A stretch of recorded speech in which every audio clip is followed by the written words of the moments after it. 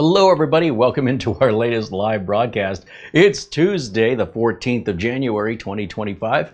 And of course, my name is CareyHolzman. Thanks, you guys, for tuning in today because we have a nice bit of comparison to demonstrate to you, and it just kind of worked out this way. When it comes to DIY, whether or not you're able or if it's suggested for you to do something yourself, isn't universally a yes or no answer. It depends on not only your abilities, your tools, your capabilities, your experience or lack thereof, and what you're working on. So in the last couple of days, we've shown the relatively complex process of replacing the battery in this 2015 Alienware, which is made by Dell. This is a 17R3 model, and it is quite complex. There's all these screws I've left out on the table here that all have to go back in. And while there is an access panel that gives you easy access to RAM and storage and your Wi-Fi card, mostly, the Wi-Fi card is still a little more difficult to get out than I think it should be. There is no easy access to the battery. The laptop has to be 60% disassembled in order to replace a perishable consumable battery, which I don't know what thought went into this, but obviously a gaming laptop is going to be a high power consumption device where battery is going to be pretty important, especially in the best case scenario when you may only get a few hours out of it when it's new. All batteries degrade, all batteries fail. It doesn't matter whether or not you've even used them, whether or not you keep the laptop plugged in all the time, the battery still has to get replaced after time. It will degrade, and it'll degrade, and it'll degrade, and then it'll die. So how much degradation you're willing to live with before you replace it, or you wait, instead of being proactive, you choose to be reactive, and in such case, wait for the laptop to stop working and call me. So in this case, we were a bit proactive, only in the sense that it had not yet caused any problems other than battery life was minutes rather than hours. In this case, another Dell, only this one, a very different design. And this is just there to show you that just because a company makes something you don't like doesn't necessarily mean every single time that the company makes everything you don't like. And this should be, and I say should because I've never worked on this before, I've never seen it before today, this should be a relatively simple replacement, which is more common when it comes to battery replacements on laptops. This complexity is not normal, and it's one of the reasons why I wanted to showcase it, and it's still not done yet. This one, I imagine, again, without any rehearsals or preparation, really, we ordered a battery for it direct from Dell. Well, we tried to do that with this one, but they don't make it anymore. This laptop's only about 2 years older. I think this laptop's from around 2017, and this one's from 2015. Now, the owner of this computer bought it brand new, and they travel back and forth between their home state in Arizona, and they take this with them when they travel. I've asked them if the screen size is too small, because for me a 13-inch screen is too small for me. I used to own a 13-inch Dell XPS, and I just found that as I've gotten older, my eyes have gotten they're not as sharp as they used to be, and so the smaller screens are more difficult. I had gone to a 17-inch laptop, but found when I travel on an airplane, there's not enough room to open the laptop up. Right, I'm there trying to type like a Tyrannosaurus Rex because there's such a limited amount of space in regular economy coach sitting on the plane. I went to the extreme and did the 13, and the 13 was great for airline travel. These days, a 15 or a 16-inch, which are the most common size of laptops sold, that's my preference. The Galaxy Book 3 that I have, I think, is a 16-inch or a 15.8. I don't really notice much difference between 15 and 16, but you definitely see a big difference between, say, 13 and 17, as you can just see these two machines side by side. This one's 4 times bigger in thickness and width. But be that as it may, everybody's got their preferences. Now, the gentleman who owns this laptop had looked on YouTube to see how to replace the battery and said, well, I think I'll call Carey. But I have to tell you, this is about as easy as it gets these days. Back in the older days, the battery would just unclip, and you buy a new one and clip it in. These days you do have to open them up, and in some cases you need a spudging tool to remove clips around the back. I think this one just pops off. It's only the screws that hold it in place. And then the battery should be held down with 4 or 5 screws. You unplug the battery, put the new one in, and then just put it all back together. That's all we should have to do today. But why today? Well, this gentleman would use it on battery from time to time, but mostly plugged it in. And got to a point where the battery life had been reduced so much so that he just automatically started plugging it in and just not even trying the battery anymore. And in the last week and a half, 2 weeks, 3 weeks, it started to just randomly shut off on him while he was using it while it was plugged in. Now, I didn't diagnose it. The customer said, look, I already know it's my battery.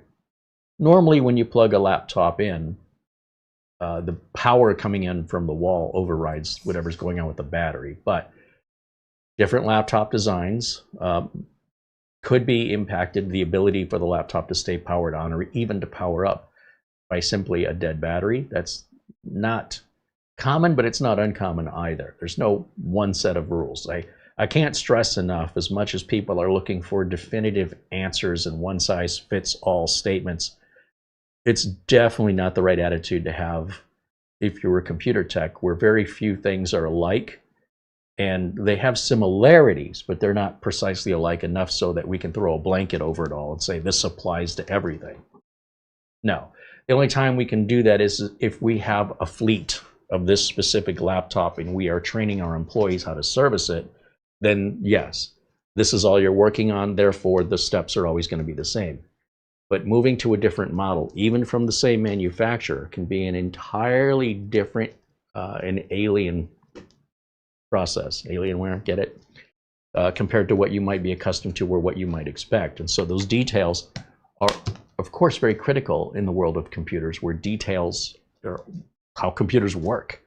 You know, you can type out a programming command line that's 200 characters long and just get one character wrong, a period where there should be a comma, a colon where there should be a semicolon, and none of it will work properly, just for one thing.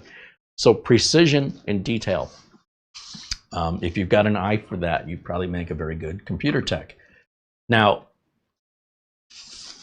we did order the battery from Dell because anytime you order a third-party battery, you're running the risk of having a battery that maybe won't last as long as the original, so you'll just have to replace it again. Maybe the battery's cheaper, but if you have to buy it 3 times and you have to do the work 3 times, you would have been better off paying more the first time for the name brand battery by the manufacturer, statistically speaking, and there's always exceptions. Again, we can't throw a blanket over it, but if you don't have a choice, like in this case here, the battery's not made anymore, then you just look at your Amazon reviews, and the Amazon reviews on this battery were half good and half bad. Some people loved it, some people hated it. It might as well have had no reviews, so we'll see what happens.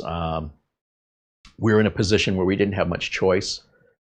We had a lot of choice of third-party manufacturers. And usually when you hear of battery fires, that's usually caused by third-party batteries. And I say usually because you can't throw a blanket over it and say all third-party batteries catch fire, or no third-party batteries ever catch fire. But generally speaking, you're running a higher risk with a third-party battery. Of course, we all know the Samsung, was it the Galaxy Note 3 or whatever that model was that would have the batteries exploding. The main manufacturer had a bad batch of batteries, right? And legitimate product was blowing up. It was literally catching fire, and people were, on airplanes and such, and these things would catch fire, and it was very scary. But usually when that happens, when you hear of people, they're getting their legs burned because they had a vape pen in their pocket, and they bought some cheap knockoff battery for it, try to save a few bucks, and then underwent skin grafting because of the 3rd-degree burns across their legs. You're increasing your odds of having this experience by trying to go as cheap as possible, and it may cost you more than you can possibly imagine by doing it. Now, since I have a business and a reputation to protect, my first preference is, if you want it done by a professional, and I consider myself a professional and I exercise professional policies and practices, then we do things in the professional way. If you're sitting at home and all you care about is saving a nickel and you're okay with taking those risks, I'm not saying you're wrong. I just can't run my business that way because I can be sued out of existence if I were to change a battery and I bought some knockoff battery, and that battery caught fire overnight and set somebody's building on fire, and it got traced back to the battery I replaced, they could hold me accountable for their financial losses. If it's a manufacturer's battery, such as Dell, we have an entity for which we can then litigate against.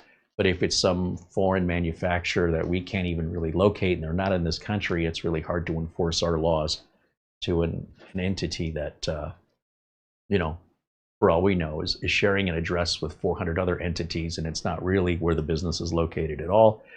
And we don't get cooperation from, anyone but allied countries in that way. So it can get really messy. And for me, I don't even want to take the risk. I don't want to gamble. I don't want to hope for the best. You might, but I just can't afford to.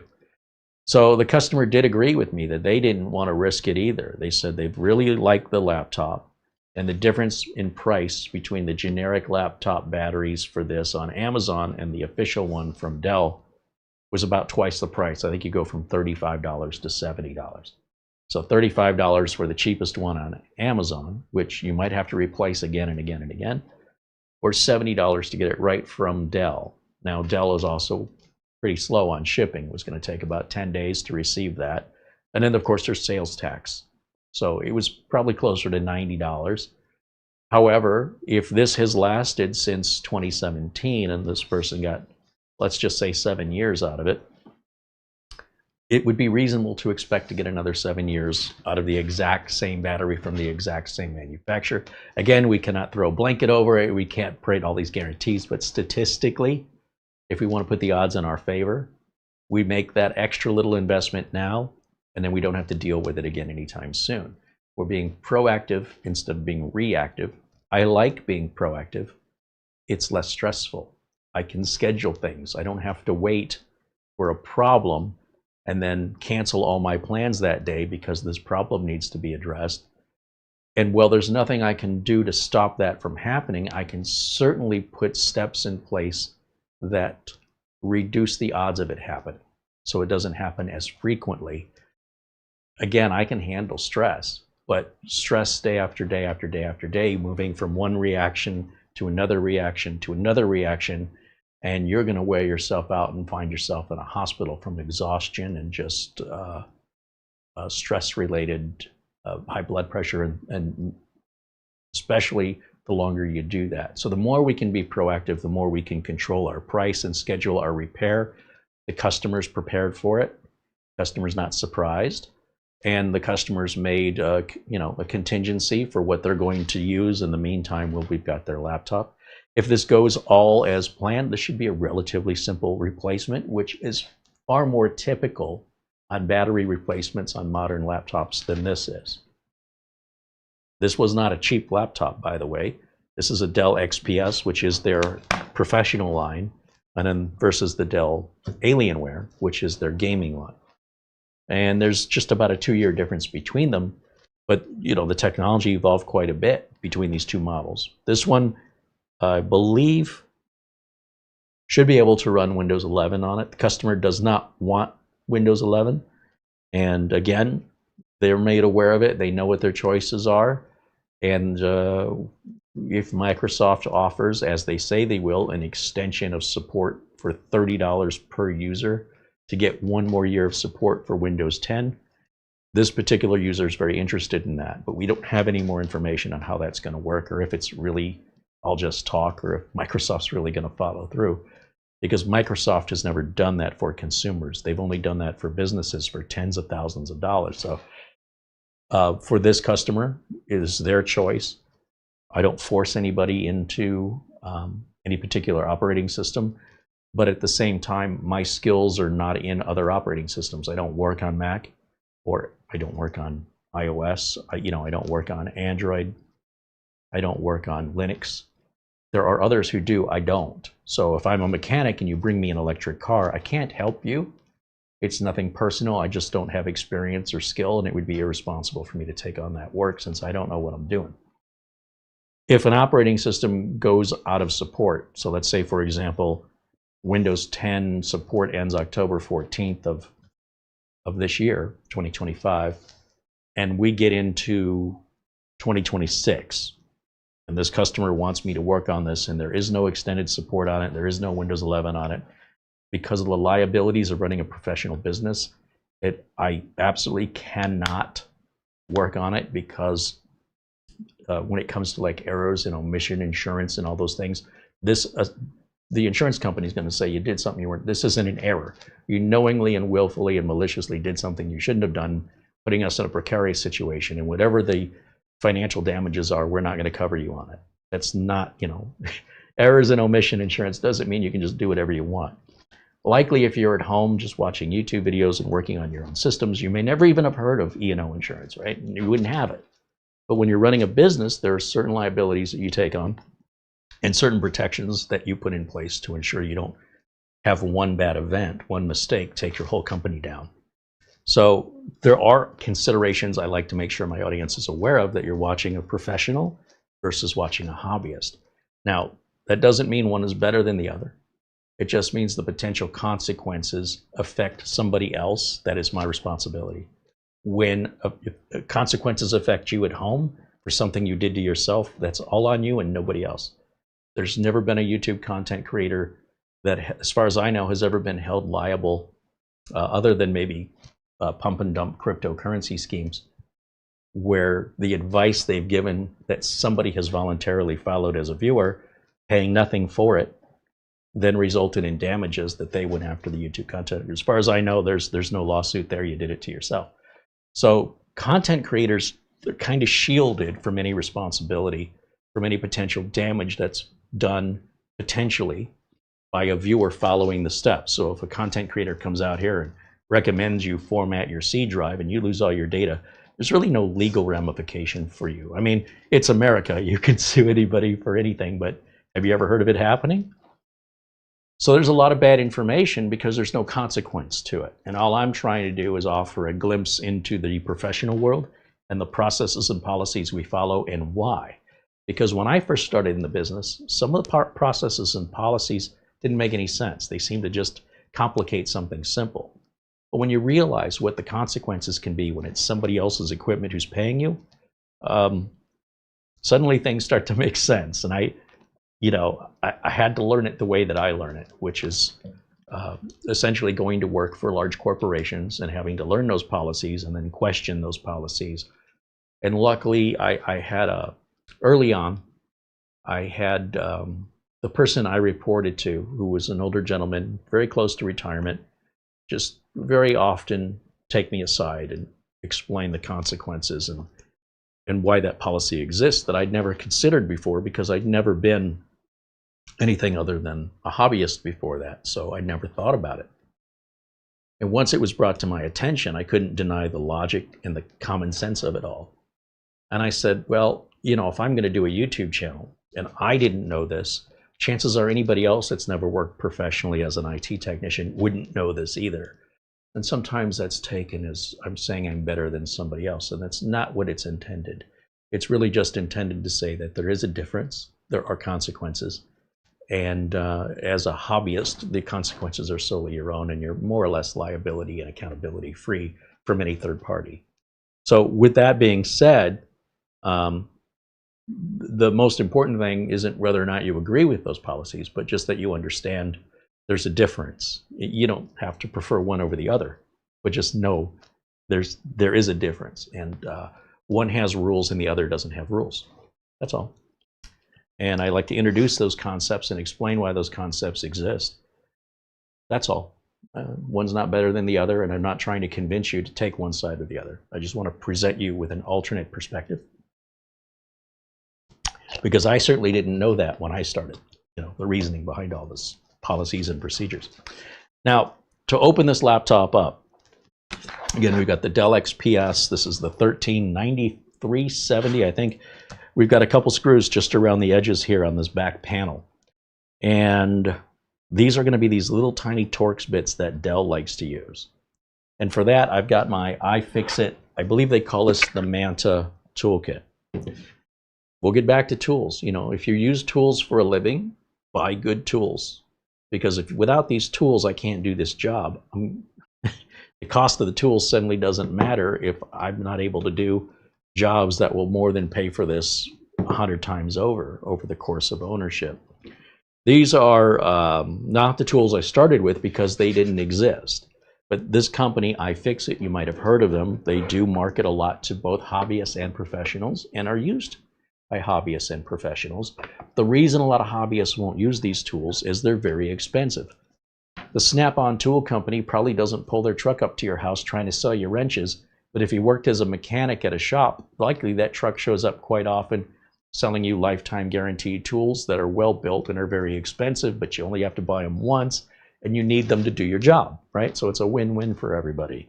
So again, hobbyist garage mechanic versus a mechanic who's earning a living, the investment of those tools has a very different perspective.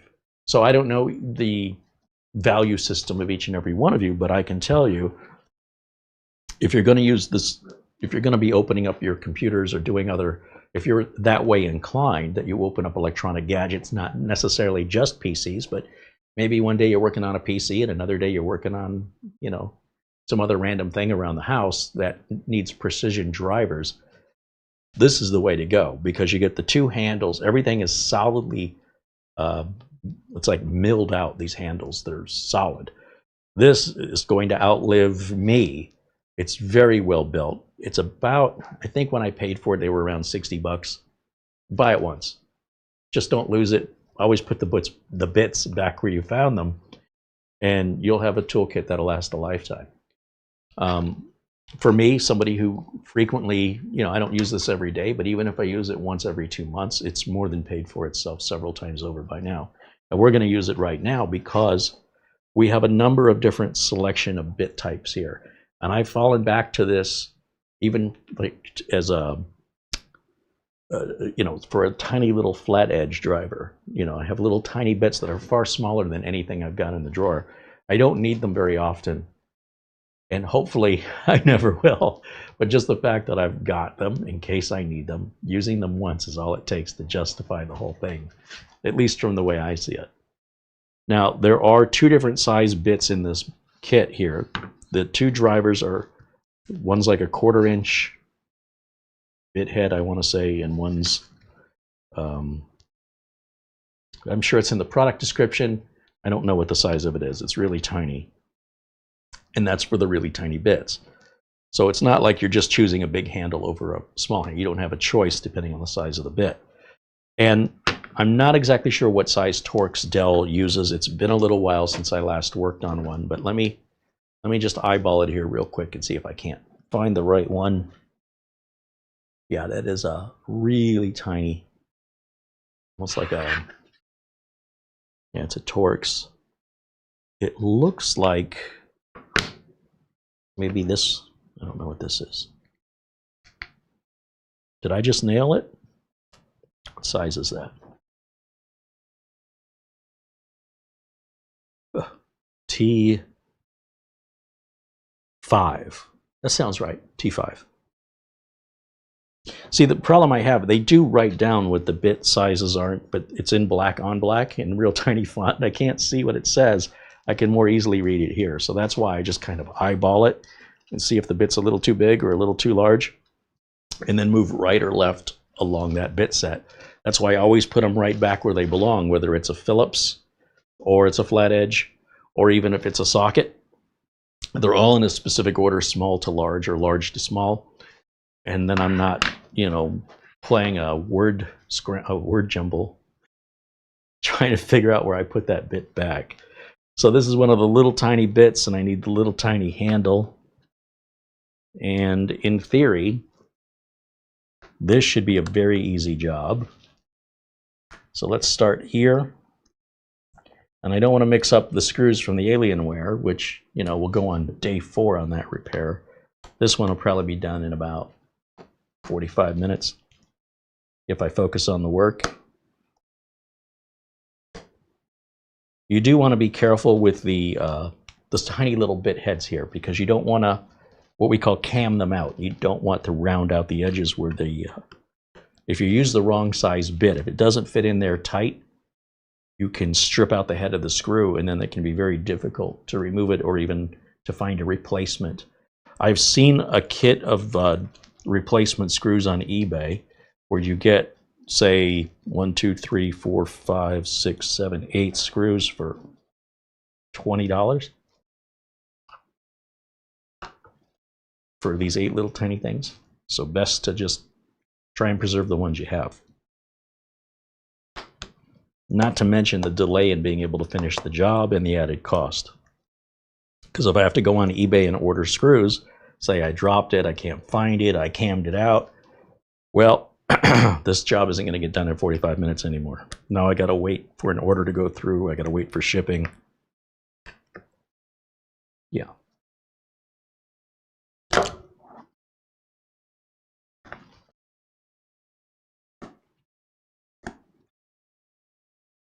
So take your time. Don't try and rush through this, because that's a quick way to needing another repair.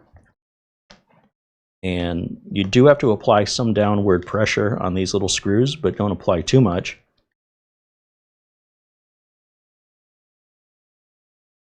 But if you don't apply any, the screw will likely just, the driver will likely just spin in the head, and then that's a quick way to, again, to cam out the screw.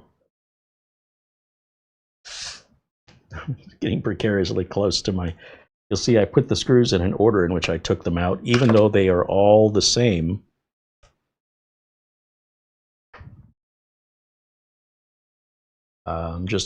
It's not always the case with all laptops. Sometimes, like, the screws at the hinges can be longer, or sometimes screws just randomly in the middle are longer for some reason, and I don't want to find that out after the fact. So I've always made it a very simple practice to set a little space aside. Some people prefer to use a magnetic mat or a magnetic tray. It's not my preference. So that's 2, 4, 6, 8 screws removed, and then I think this just lifts off. Or maybe not. Maybe you do have to use a spudger on it.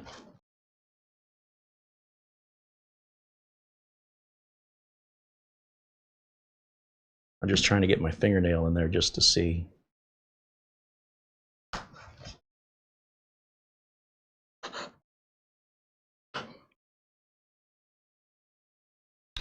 I also want to make sure I haven't missed any screws anywhere. Sometimes there'll be a screw in the middle.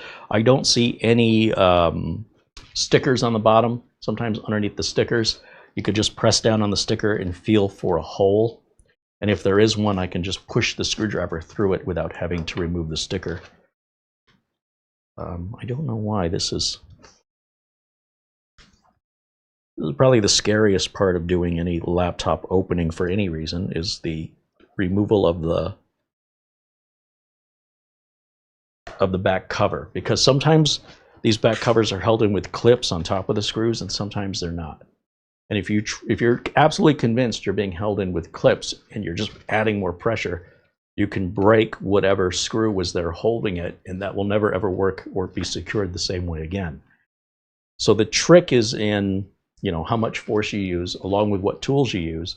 And always, you know, especially with an older laptop, finding a teardown video on YouTube showing how it breaks, you know, opens up, or the disassembly of it, usually pretty easy to find, but make sure you're looking at the exact same laptop. It can't just be any Dell. It can't just be any Dell XPS. It cannot just be any Dell XPS 13. It has to be this specific 9370 Dell XPS 13. The manufacturer, the model number, and the specific part number.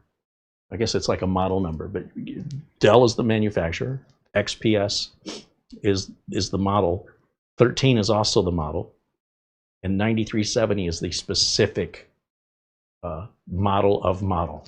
It's that much, because they make so many different ones and they're all so different. So if you watch any other video disassembly, it might be similar, but you might find you have a different experience when you actually get down into it. And you can avoid that by making sure you watch the exact model that you're working on. Let me say hello to everybody joining us in the chat room as I ponder how I'm going to approach this. And let's see who we have joining us in our chat room today. John Williams says good afternoon from a bone-chilling Madison, Wisconsin, where it's 11 degrees Fahrenheit. I see Jonathan hanging out with us, and David Graham, Luke Greenia, our friend Buster from Scotland with a 10-pound super chat. Buster says, hello, Carey and Mara and everyone in the chat. All the best from Bonnie, Scotland, where the temperature in Edinburgh is 44 degrees Fahrenheit today. That's 6 degrees Celsius. Welcome in, Buster. Good to see you, my friend. Scott and Mark Gaines join us. Welcome in. Welcome in. Of course, Mara's in the chat room as always. Darren Gilholm says hello. Eddie Casanova.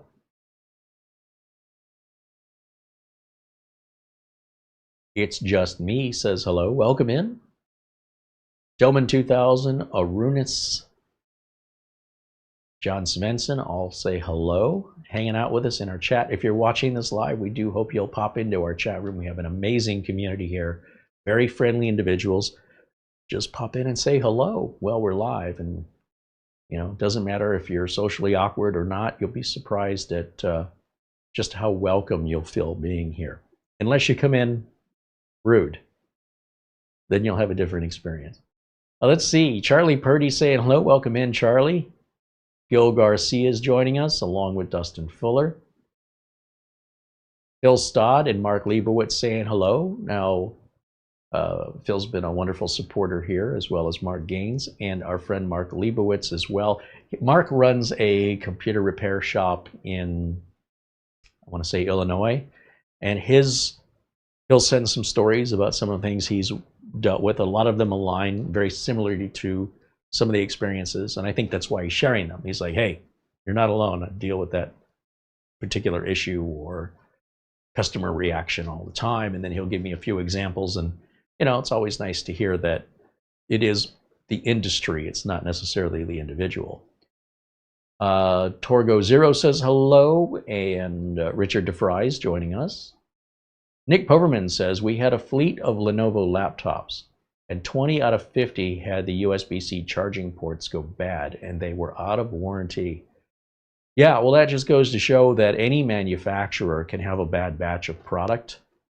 And in some cases, there can be a recall or a lawsuit if, say, a large corporation were affected by that and Lenovo refused to warranty it. There would be some legal action taken against them that likely would be a class action, but you may not have known about it. Other times, the problem isn't as widespread. It may have just been the particular lot that your company received. And unfortunately, if that problem went undetected long enough for the machines to be out of warranty, that company would likely not order from that manufacturer again, or the manufacturer would find a way to, incentivize the company to buy from them. Because when you're ordering 50 or 100 laptops, your business is very important. And if they say, well, you know, on those last 50 we sold you, say half of them went bad out of warranty, why would you ever shop here again? They'll do one of two things typically, is they will meet you in the middle with a price break, or find a way to get those laptops repaired or replaced, depending on how important your business is to them. If your business is ordering 5 or 6 laptops versus 500 or 600 laptops, I think you'll find the level of support very different in those scenarios. And just because that happened doesn't mean that every Lenovo ever made has that problem. I think you just got unlucky with a batch. Or it might have been somebody that was handling those laptops had mishandled them and damaged them, right? Because if it did happen to an entire series of laptops where a lot of companies were affected, certainly there would have been a class action.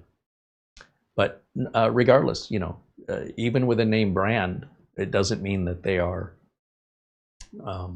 immune from having issues, mistakes, and failures. It's really the question of how they respond to it.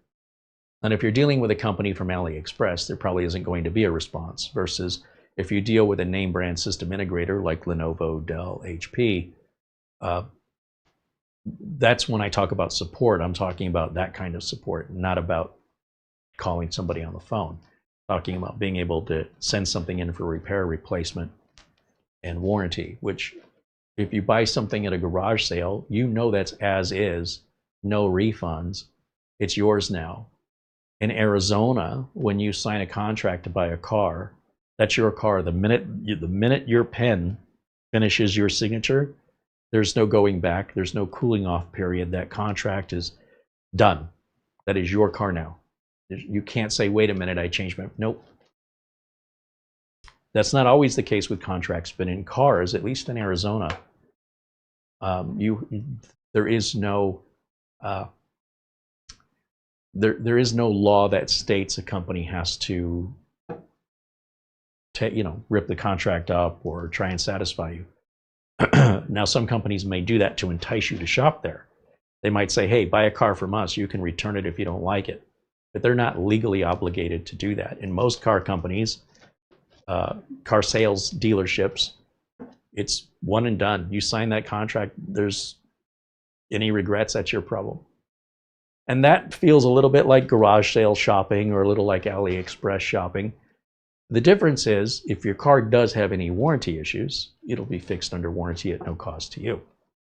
Versus if your questionable purchase from Facebook or eBay or a garage sale or a Temu, if that has a problem, likely it's your problem and nobody's going to help you with it because there's just not enough money to be made to pay for all of that service. But when you're buying Louis Vuitton from the Louis Vuitton store, you're probably going to pay a lot more money and you're probably going to get a lot better customer service, right? Because it's part of built into the price. But that being said, yeah, it does happen. So I'd be curious for Nick there if the company did buy more Lenovo laptops when that time came, or if they just went to another brand as a result of feeling burned.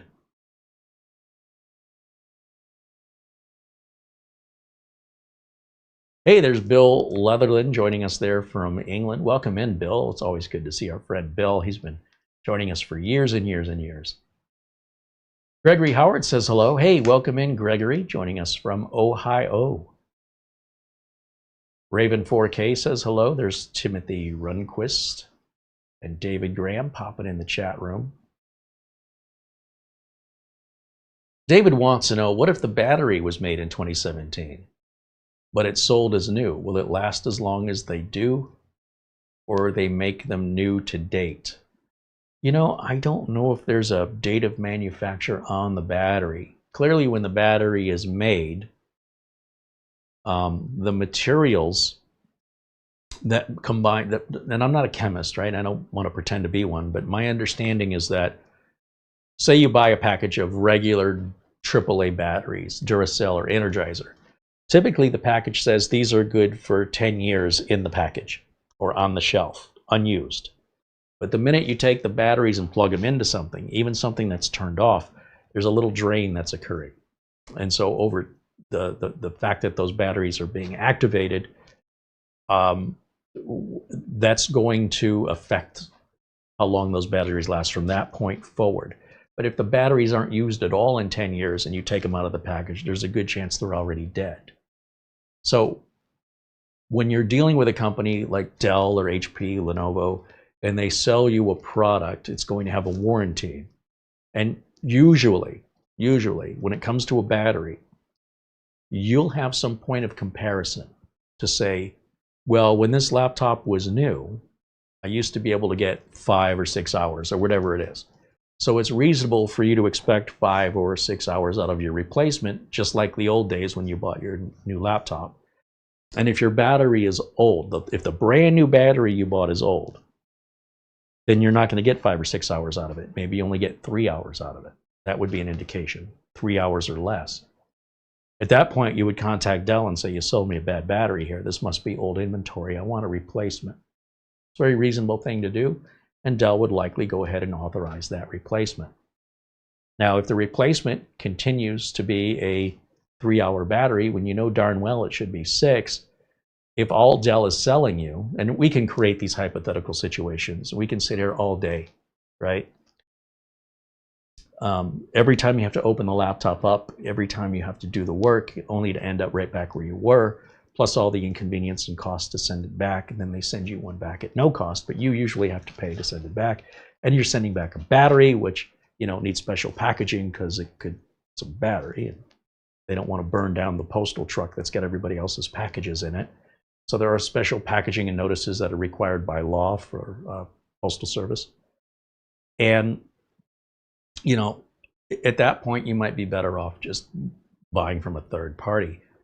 However, if you sit there in your imagination coming up with dreamlike scenarios that don't exist in reality, you're kind of wasting both of our time, in the sense that it doesn't, that's not a problem I see. I don't get phone calls from people whose batteries I replace that say it doesn't run like it used to.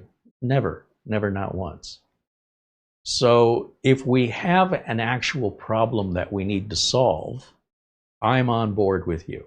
But if you have an anxiety based on your imagination and no reality, I don't even think it's worth the time to discuss it. That's a matter for you to work out with yourself. We can paint what-if scenarios for hours and hours and hours and have no real answers. We're just speculating and gossiping about what could be and what if. I like to say, what if there were no hypothetical situations? In my line of work, I don't get paid for what ifs. I get paid to make sure that problems that they have are solved, and we do what we can to prevent future problems, but we can't prevent everything. But we have contingencies for resolutions that are not that specific. So for example, if a machine were to fail for any reason, the customer has a spare machine. We don't have to have a spare part for every machine. We just have spare machines. Then that takes the pressure and the stress off. The customer's back up and running with very little downtime. We're talking about businesses now with paid employees on payroll and customers to service. I'm not talking about home users. Then we can pick up the bad machine in our own time and properly diagnose it, order any specific part so we don't have to keep it in inventory, replace it, test it, return it back to the client without any pressure or stress, reduced cost, and that replacement machine will typically be the new spare machine that they can fall back on, no differently than having a spare tire in your car. So no reason to panic and worry over imaginary scenarios. It's certainly no way I can make $1 anyway. But nonetheless, I appreciate the question, but I'm more focused on actual problems you yourself have, and I can help you with those.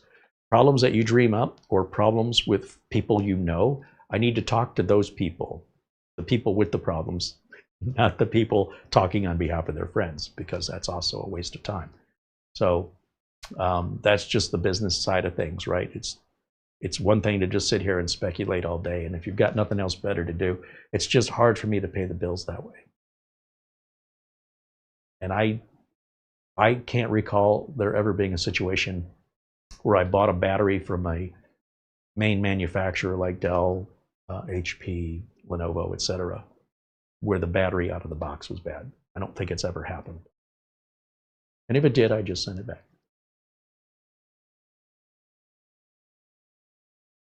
I guess what I'm trying to say is you wouldn't get the battery out and it would run 6 hours and then the next day suddenly be bad. Like batteries start to degrade. You'll know if it's a degraded battery the minute you put it in. You won't know that out of warranty. Anyway, let's take a look. Who else do we have? Robert Katcha joins us and says hello, and Ross Monty says his mom has an XPS and it can run Windows 11. Yes, there are different models of XPS.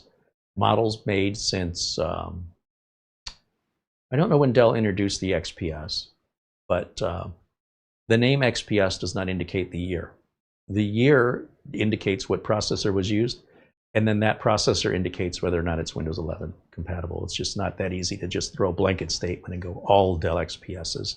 I mean, unless only Dell XPSs came out after 2016, in which case we could say they are all compatible. But there's each machine, depending on when it was purchased, may or may not be Windows 11 compatible, regardless of the brand or model.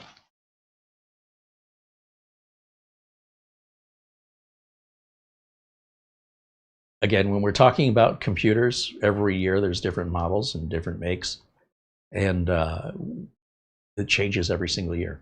And they sell tens of millions of computers.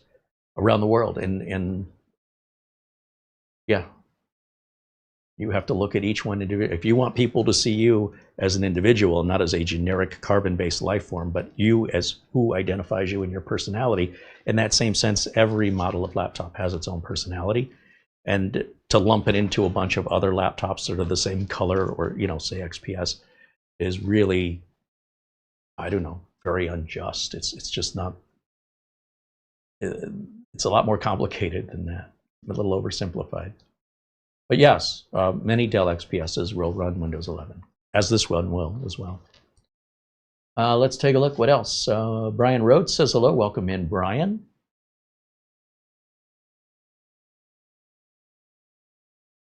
Samuel Blair says hello.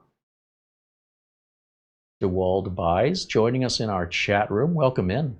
David Graham with a $5 super chat said, oh, that was the one we answered just now. Let me keep going here. Romek Sar says hello. Welcome in, Romek. Jerry Span joining us. And who else? Dave Whitehead must be new here. He doesn't understand that he's not watching a commercial for product.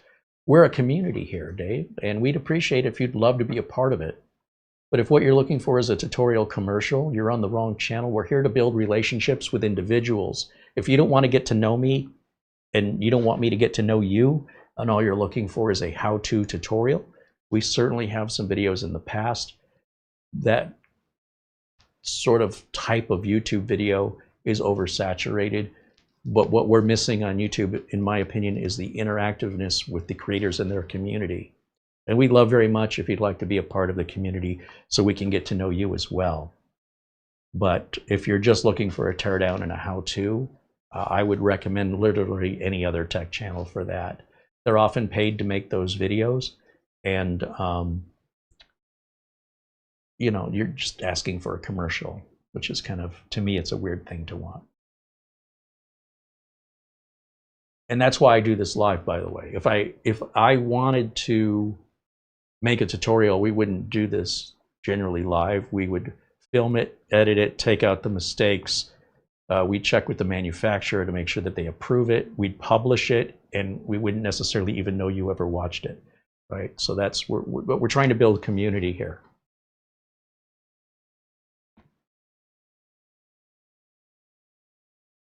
Bill says a company called Exelite used to make great tools for electronic repair technicians.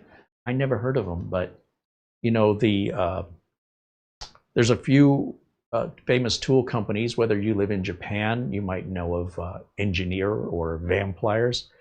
You've got a couple companies in Germany that make some really high-end tools. You know, if you're a mechanic, maybe you're familiar with them. For me, the first time I ever heard of them, I thought they were a knockoff, and people are like, "Oh no, that's a very well-respected tool manufacturer in Germany. How do you not know that?" Well, probably because I'm not a German mechanic. I don't know. I don't work on German-made things. A lot of things that I make are Japanese or Asian in that sense, and a lot of the tool manufacturers that I use would be American-based, and starting to shift over more to discovering some of those high-end Japanese tools, which I found to be very, very good quality. I didn't even know they existed because Kmart and Sears didn't sell them, basically. But once you know they exist and you give them a shot, it's like, oh, these are good tools. I just didn't know. They don't have a lot of marketing here. But if you know to look for it, you know, they're usually easily found if you know to look for them, like on Amazon, but not at Harbor Freight Tools. They're not cheap, but they're very, very nice tools. iFixit, I think, is an American company, but they have a great toolkit here, as is Snap-on. But that's more for bigger, higher-end tools, like for engines and things. Let's see, what else do we have here?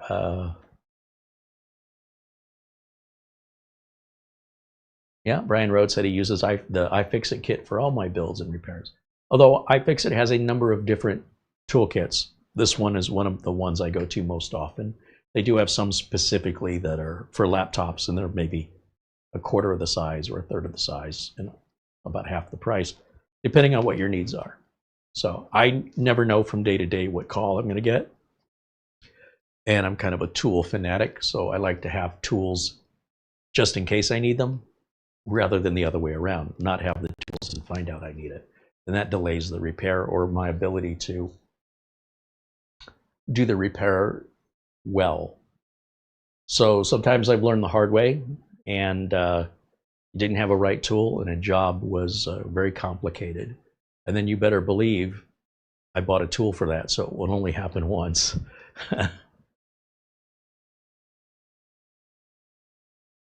Mark Baggett says hello. There's Alan Shaver joining us. Romic Star says, glad to see you. Heard there's some serious forest fires in the United States. Yes, yeah, there are. Thankfully, we're in the desert, so we don't really worry about that here. But yeah, we've had some serious drought in many of the states, and so things are very dry and very brittle. And if you live in an area with a lot of greenery, shall we say, that hasn't had water in 8 months or whatever it's been, it's basically tinder for fire, and it's terrible, the situations that are going on. But not for us here. We do have some fires in Arizona, but they're in the more woodsy area out of the desert.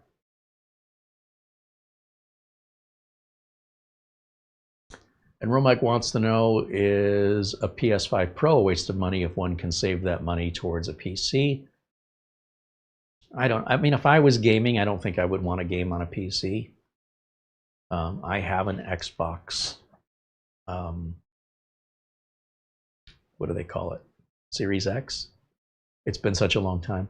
I like the idea of just turning on a console and playing my game. I don't like the idea of having to download video drivers and go through different configurations to make something work and have a keyboard with a bunch of commands and complicated. You know, I'm from the days of walking into an arcade and putting a quarter in the machine and having a joystick and buttons. You stand up, you play the game at the same frames per second and the same resolution as everybody else, so you can compare high scores in a fair way that this more skilled person is the one that's going to play better, not the one who spent more money. Unless, of course, the money you're talking about is dumping quarters to gain experience, right? Because if you had a lot more quarters and you could play the game a lot more, you could get better at it, in theory, simply through repetition and experience.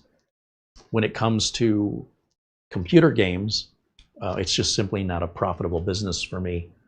And it's not something I show much interest in because I can't stay in business. Trying to satisfy people which is very common in the gaming. And the gaming area is very, very tiny compared to corporate America, right? People don't go to work gaming, but everybody gaming pretty much goes to work. And, you know, somebody's got to pay for all that. And generally, gamers are never happy. This is too slow. This isn't playing well, or the drivers are bad, or the CPU is too slow, or it's overheating, or I can't play this at the high enough resolution with all these features turned on. And that's all well and good if they've got deep pockets and they want to pay me, you know, for all of my time to answer all of these little nitpicks. But it's very different when a business calls me and their employees who are being paid can't do any work, and the customers can't get helped. And there's a good chance those customers will say, look, you know, you're not leaving me any choice but to take my business to one of your competitors who can actually help me. That's why I called you. And the business goes out of business. People go out of work. People lose their homes. They can't feed their families. There's a motivation there for me to want to help something that really matters. And there's also a motivation to get paid, right? They want to pay me to make sure that they stay up and running, versus gamers who just want to play games. And that's fine. It's just not a way for me to stay in business. And so for that reason, when it comes to gaming, I'd say buy a PlayStation or buy an Xbox. And you don't have the expense and you don't have any of the trouble. It just works. Now, me personally, I have a stand-up Galaga arcade machine from the arcade from my teenage years. That to me is gaming. You know, to each their own. And by the way, it never crashes and you'll never win the game. It's harder and faster level after level until you die, just like life. I never say, oh, I played that game, I don't want to play it again, I already won it. You can still play Pac-Man and Galaga today and still have never won them, and they're just as challenging today as they were back then. I never think to myself, oh, if only these graphics were more realistic, if only the frames per second were better. No, it's nothing to do with the game. It's like, I don't know, missing the whole point of it. But that's just my perspective on it. But thank you for the question. Mark Leibowitz said the earliest Dell XPS I worked on was from 2013. So it was, in his case, it was said it was designed to look like a MacBook Pro. It was built like a tank. Yeah. Jerry Span said he has the Dell Inspiron 16 Plus 7620 and he likes it. Absolutely. Luke Chaffee says hello in the chat. Welcome in, Luke. Yasvir Madhu joins us from South Africa. Welcome in, Yasvir. Good to see you. Thank you for hanging out in our chat and saying hello. We always invite and encourage new people to join us in our community here, and hopefully they'll want to stick around and be a part of it. We only ask that you be kind. That's all. I think it's a pretty low bar, but you'd be surprised. On the internet, that low bar is too far for some people to reach. But no, we have a wonderful community, and we'd certainly love, if you're not already a part of it, please know that you're welcome here in the condition that you're kind. That's all. We'd love to have you. And I think you'll find your kindness returned tenfold here from others in our community. That's what makes it so amazing. Brian says, is XPS 8300 still cooking? I'm not surprised. Chris Garrett said, I bet there are some arcade games that have crashed. If an arcade game crashes, it's usually because of component failure. Those circuit boards were, you know, this big, and they had a whole bunch of different circuitry, which today could be put on a circuit board about this big, because there's so much convergence that's occurred where one little chip now replaces 25% of the board. And then because of the fewer components, the reliability goes up, the power consumption goes down, the heat goes down. So yes, of course, when there is a fault electronically, but programming wise, there may have been glitches discovered here and there. You know, if you move your character in this way at this level, the machine freaks out. But that was pretty rare, especially, you know, when you're talking about pretty simple games like Missile Command and Space Invaders, Galaga, Galaxian, Gyrus. It's when games started to get more PC-like that then the more PC-like crashes would occur. And that was much later. Like I was probably in my 30s by the time arcade games got that sophisticated.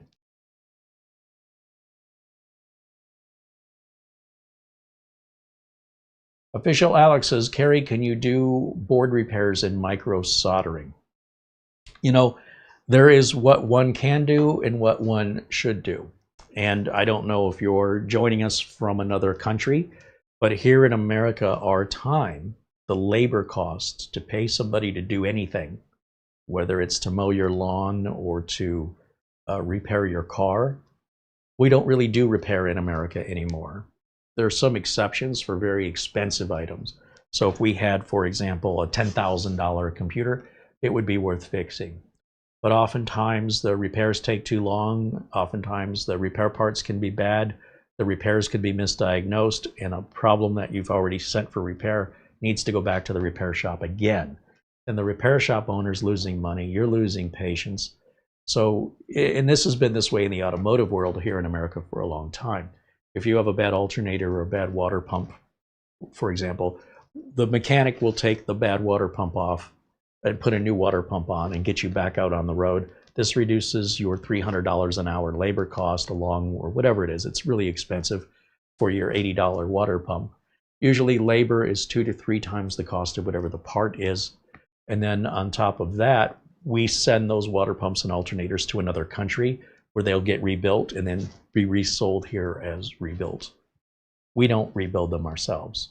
It would be pretty rare to find somebody who does, because by the time you spend all the time and effort to do that, you wouldn't be able to afford to live here in America. You wouldn't be able to pay your bills.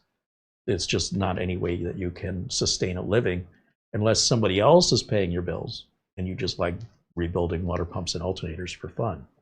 But that's a difference, right? There are other countries where you don't have that abundance. and you need to learn how to fix things. So back in the 80s, when I was learning electronics, I did soldering and part replacement, but those parts and that soldering were on boards that were much bigger. And today we're dealing with little teeny tiny components that you really need a microscope to see clearly. And you wouldn't necessarily use a soldering iron, but rather an air soldering station. And these tools cost thousands and thousands of dollars, and they require, proper diagnostic. You've got to be able to warranty what you do, and you've got to be able to be paid back for your time plus all the investment of equipment. And that would be a very difficult business here in America when it's so much cheaper and faster to just buy a new one if it's out of warranty. If it's in warranty, companies that manufacture this stuff don't repair this stuff. So if you were to have a problem with this Dell doesn't repair these. If you have a problem with your router, Netgear isn't going to repair that router. They simply send you another one so that way you get faster service. My screwdrivers, I have to send this one back to Milwaukee. It's a 5-year warranty. They won't repair this. I take the battery out, I get an RMA number, I put it in a box, I ship it to them. They're going to ship me a brand new one. That's how it works now. Less delay, overall, a fixed cost because they know how much a new one's going to cost, and they know it's not coming back again. So for those reasons, I used to know how, but I don't anymore because heck, even in those days, I couldn't afford an oscilloscope, and I don't know, I don't even know how some people do these board repairs anymore without some kind of a microscope.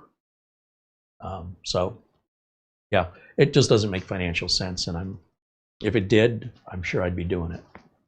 I definitely have that inclination. I'm definitely interested in that, and that's how it all started, but not these days. But again, I appreciate the question.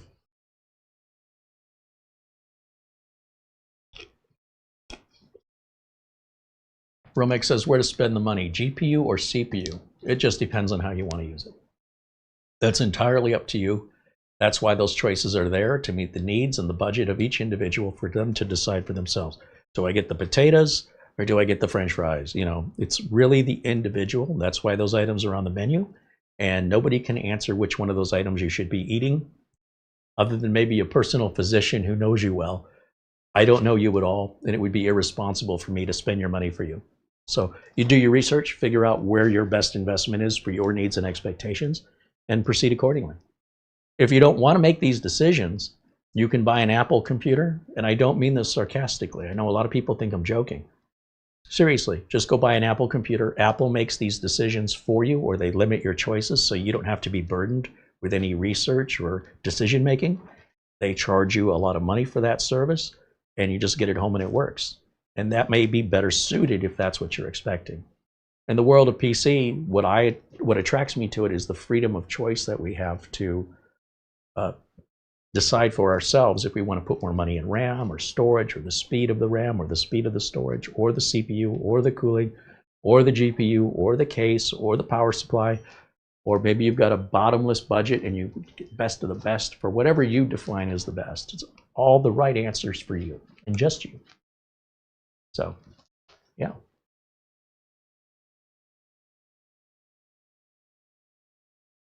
Breaks over, back to work.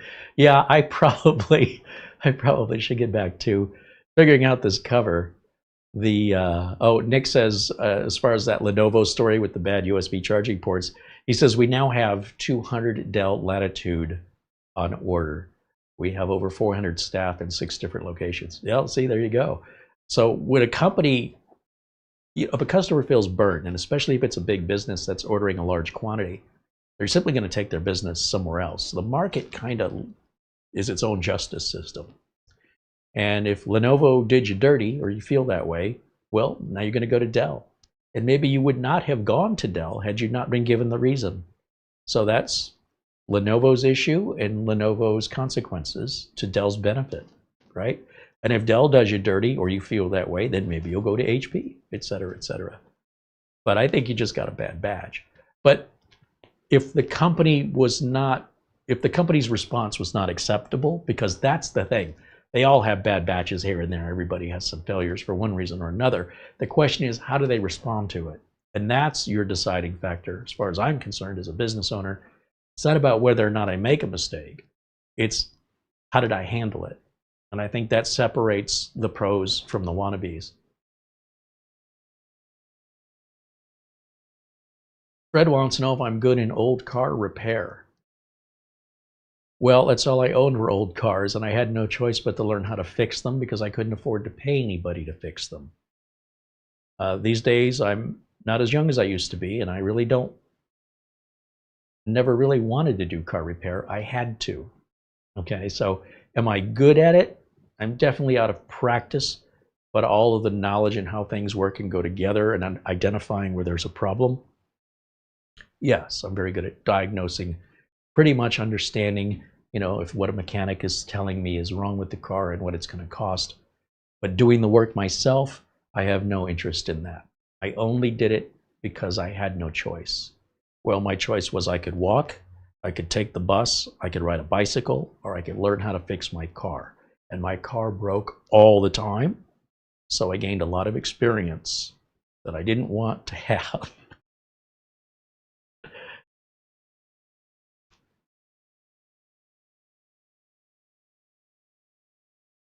Lawn Dog said local repair shops are becoming a thing of the past.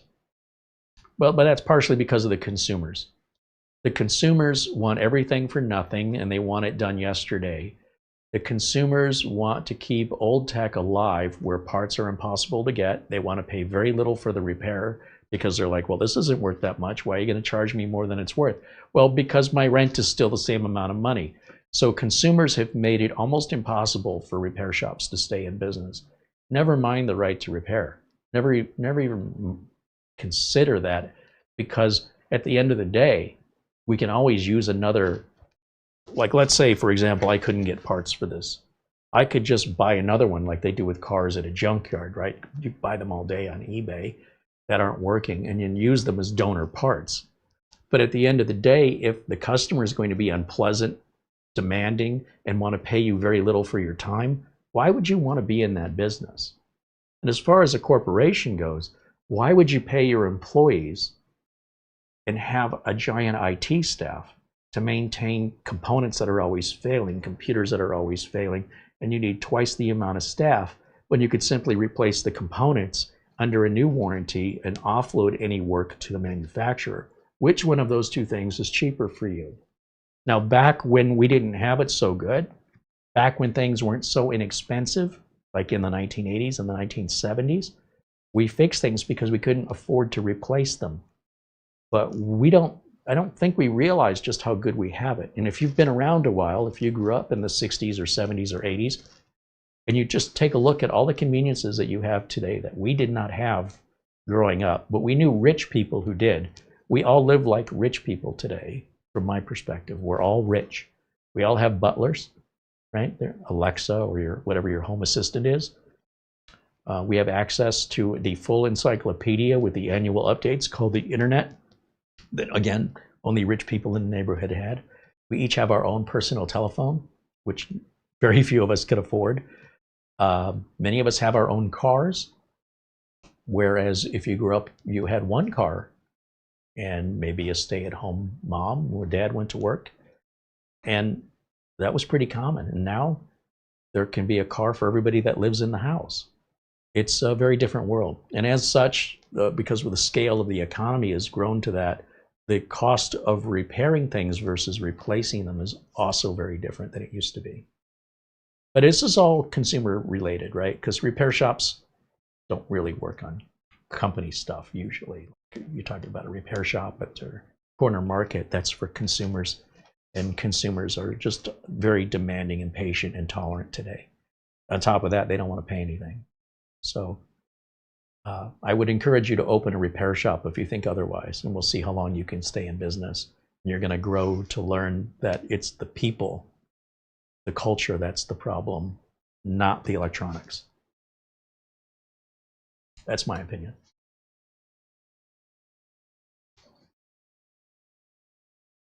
Bill Stott says, maybe because you asked me. What did I ask you? Sorry, I'm missing part of the conversation. Let me roll back here.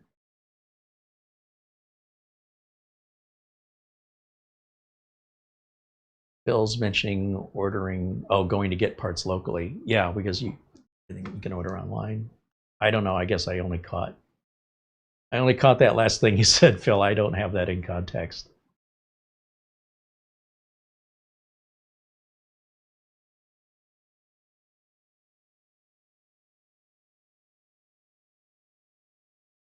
Alice Dean joins us in the chat, says Dells are easy to fix because that's how they do it. I did like working on Sony laptops. Lots of tape sticking together. I work more on Apples these days. I think easy is really just a question of experience. The first time you do something, or if there's a new model out, it's going to be unfamiliar to you, right? So if, like, this was a difficult job, it's the Alienware battery, but if I did a bunch of these, I'd say they were easy. I think that easy or hard is really a perspective. You have the right tools and the right expectations, anything should be easy. Now, some things might be a little less complicated, but it doesn't mean they're any more difficult. But, you know, to each their own. I've never found a particular line of manufacturer that across the board they're all harder to work on. So when it comes to Dell or HP, they have some models that are super easy to work on with no experience, and they have some models that even with a lot of experience can still be a bit more time consuming and detailed with what would be a relatively quick repair from another model from the same manufacturer. But I can't think of one manufacturer that across the board they're all bad or they're all good.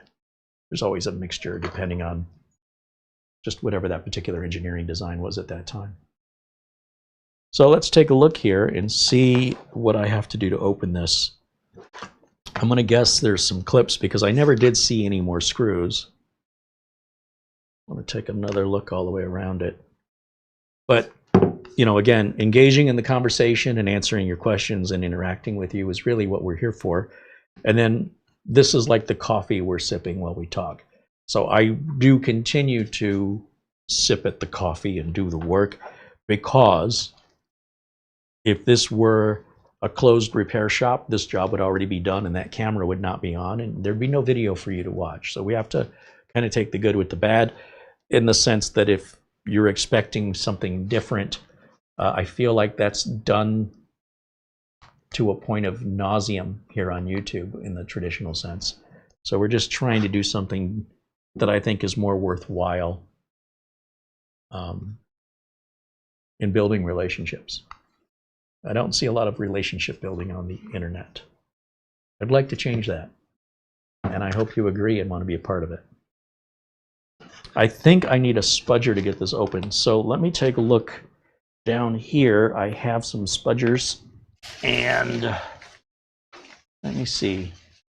I don't want to use that one. I have some metal spudgers and plastic ones, and I'm looking for my plastic ones because I know these Dells from past experience, they gouge pretty easily.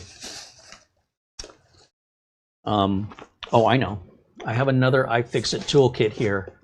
This is the ProTech toolkit, and this one is designed, so I told you I have more or less one of every iFixit toolkit, and you can see I've barely used this one. I still keep the cover on it. I don't keep the cover on this one anymore because I go to it too often.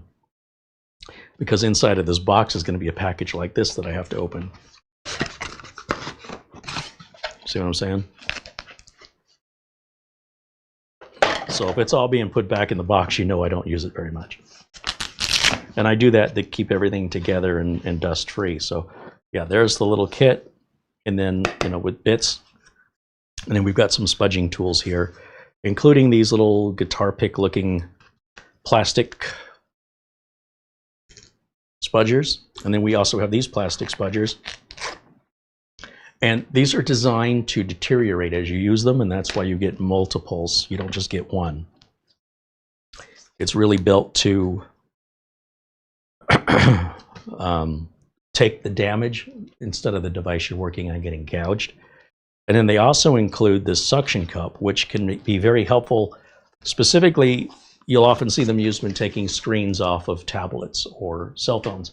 But you can also attach a little suction cup like this onto the back of like a laptop here. and I'm not quite sure how you get that to attach. You have to, because I don't really do it this way, but I know some people do. I don't know if you have to move this lever in a certain way to get it to stick.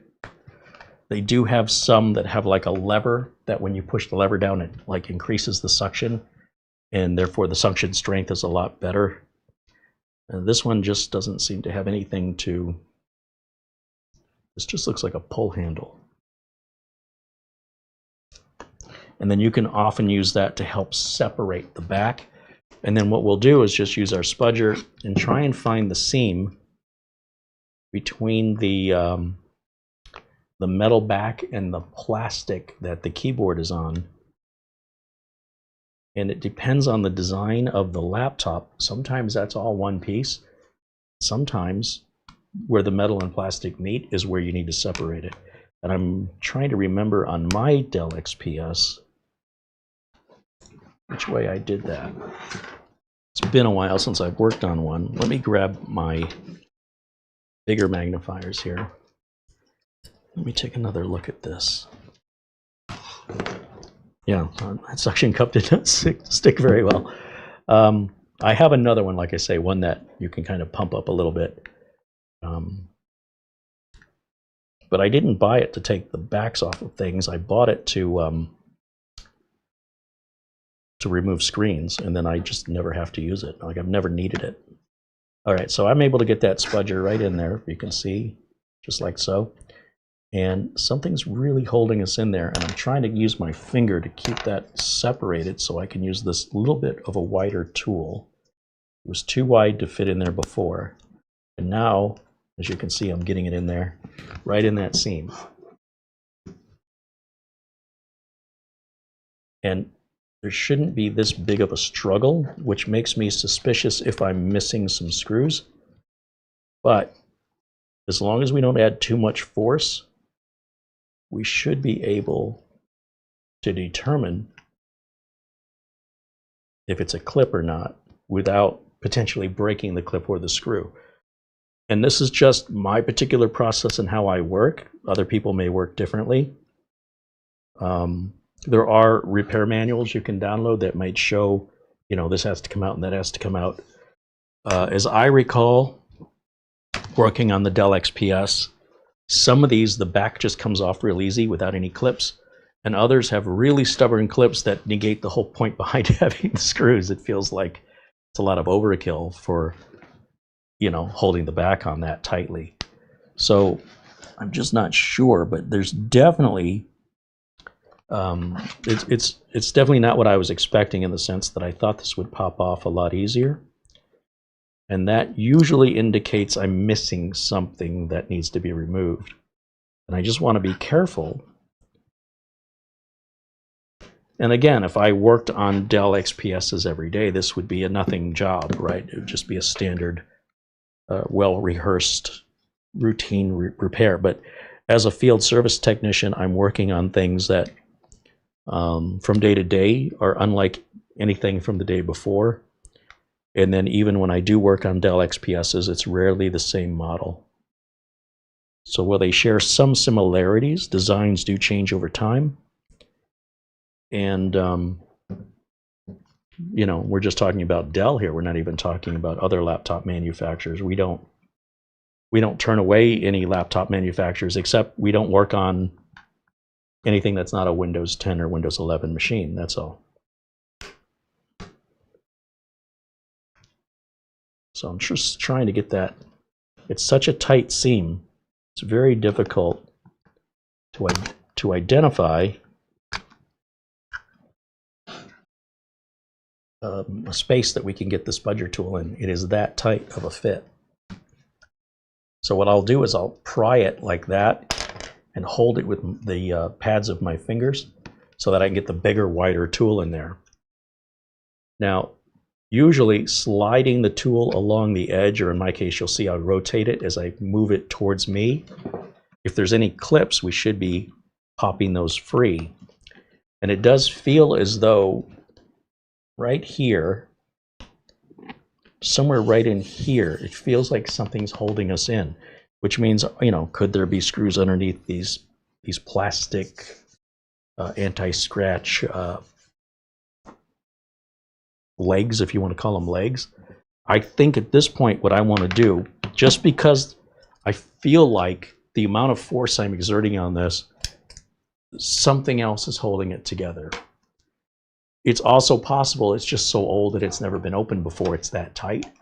But it's so easy to damage, and based on my lack of familiarity with this specific model, what I would do is look at another YouTube teardown video. Again, for me, I just kind of need to skim it and just see if there's any other screws I'm missing. So bear with me here for a second. And what I'm going to do, and I would recommend, you would watch somebody's teardown if you've never done this before for the specific model of laptop you have, so you understand what tools you're going to need and about how much time you should prep for. This is an XPS 9370, so I'll just type that right into YouTube search, and then I'll type teardown or disassembly, any of that. Like I said, you'll probably find a dozen videos showing how to remove disassemble this, whether it's for battery replacement or RAM upgrade or whatever reason you'd want to open it, even a motherboard replacement. There are so many videos online now. If you can think of it, someone's probably got a video on it. And if you can think of it and no one has a video on it, there is a great opportunity for you to make your own video. I'm just saying. So I just want to take a quick look here at a random video I'm going to click on. There's lots and lots to choose from. Now the one this person's working on is a little bit different than ours, but it does show, let me see. I just want to make sure they're only taking out screws along the edge. Yeah. And theirs is coming right off without a problem. Sometimes they can make it look so easy in a video. It's so frustrating. And this, of course, is through editing. And that's why when you're watching a live video, you know what you're seeing is more than likely real versus something where somebody screwed up, took their screw up out of the video, they edited it out, and then they just keep the whatever they control the content. They control what you see. And it's not really a question of that so much as what are they not showing you. That's what I wonder. Whenever you see an edit, you've got to wonder, what did they cut out? What is it they didn't want you to see? I probably look at videos as a creator differently than most people. But if the camera ever cuts to another angle or a close-up, there's usually, that's like a clean edit point. So unless somebody's talking in mid-sentence and it's not voiced over, we can certainly cut away to a close-up camera. I can jump over to camera 2 while we're live by doing this. No, by doing this. Hold on. That's how you can tell it's live, because all those mistakes, I would have edited those out, and you can see my hand is moving in time with my talking, right? Whereas in editing, we could edit it however we want and then narrate on top of it. And it's very obvious to me when I see that, and I feel like somebody is really controlling the message. They're making it however they want to make it, versus this is how it really went, and these were my pinch points, or this is where I struggled. And it's one thing, even if they say that, then to actually see it and experience it and see how their brain worked it out. So in all the videos, and by that I mean the two I just looked at, when the folks took these screws out of here, what they did is they came in from the back and lifted it out from the back, and the back just seemed to pop right out very easily. I didn't see any of these individuals struggle to separate that. So clearly it was edited, or something's different, because ours is very much stuck. But it shows they're getting in right underneath here, right underneath the hinge for the monitor, and pulling up on it. Now it is true that some of the backs on these screens, on these laptops, prefer to come out back to front or front to back, or some straight up. So it's entirely possible that the way they're showing it is correct. However, they also show it just pops right up. On the two videos I just glanced at, they never brought out a spudger and they never separated it. They also never took out any more screws than what I've taken out. So the rubber feet were in place and they never removed it, as far as I can tell. Let me go back and look one more time.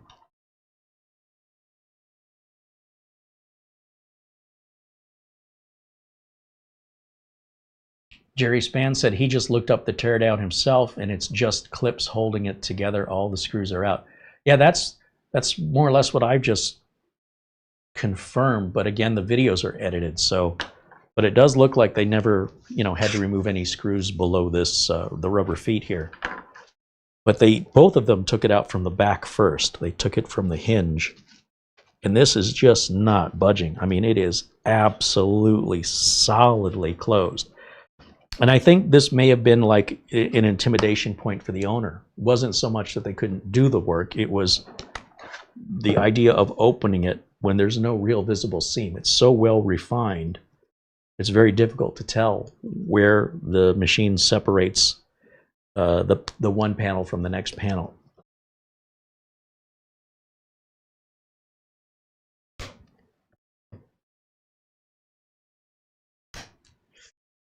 Okay, well, the good news is right along here, let me see if I go back to that close-up camera. Right along this edge, there is a lip. So instead of trying to find a seam, which is very, very difficult, it's so well made, it's so precision made. But you can get a spudger tool like this and get it between the hinge and the rear, and there is a solid lip to grab it and pull it away. And clearly there's no clip in the middle, and we just want to find out where the clip is. And I can tell you that the clip wants to break off. If you look very closely in here, just separating or attempting to separate, and we're in 4K, so you should be able to like pinch and zoom on a cell phone or a YouTube app. The plastic clip, because of its age and because of how tightly it's on, it wants to snap right off. And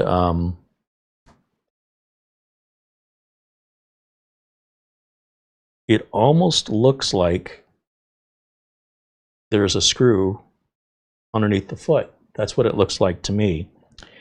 And we haven't broken anything, but something has cracked, and I'm very reluctant to take it any further,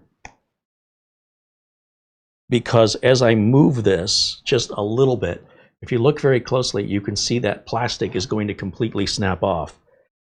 It does appear something is right around here, which makes me wonder if maybe,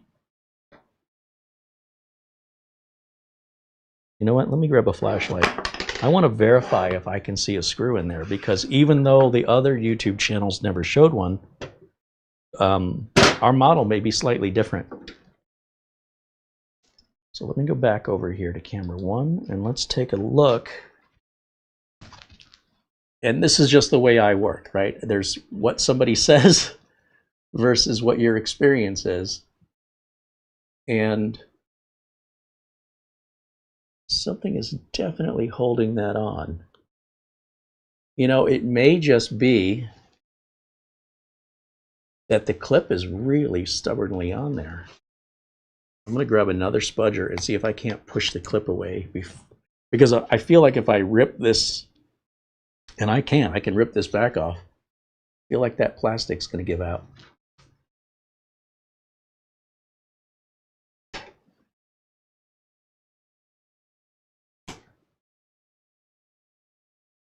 Huh. Wow. It certainly appears that it's just a plastic clip that's just not wanting to let go for one reason or another. And if that's the case, then that means you need to release the clips first. And that's usually done by sliding the spudger. So I know there's going to be another one over here, and you just kind of want to push it in and bend that clip. But if you push it too hard, and especially the older the clip is, you can break that clip. And when you don't have any screws back here, if these clips break, you may end up with a little bowing where the bottom doesn't sit back. And, you know, look, if you're doing professional work, a customer assumes you know what you're doing, and they want you to take care with their equipment, but they also don't want to wait weeks and weeks to get it back. So you've got to find a delicate balance between, you know, not rushing the job and damaging it, but not taking so long that it appears that you're in over your head.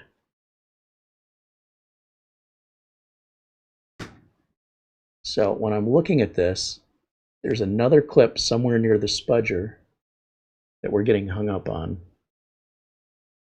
And the good news is there's only going to be a clip about every 2 inches or so. So we'll probably only have about 4 or 5 clips along this edge. And once these come out, usually the others will come out a lot easier. But even having this problem is pretty unusual. I mean, it's in there good. Yeah.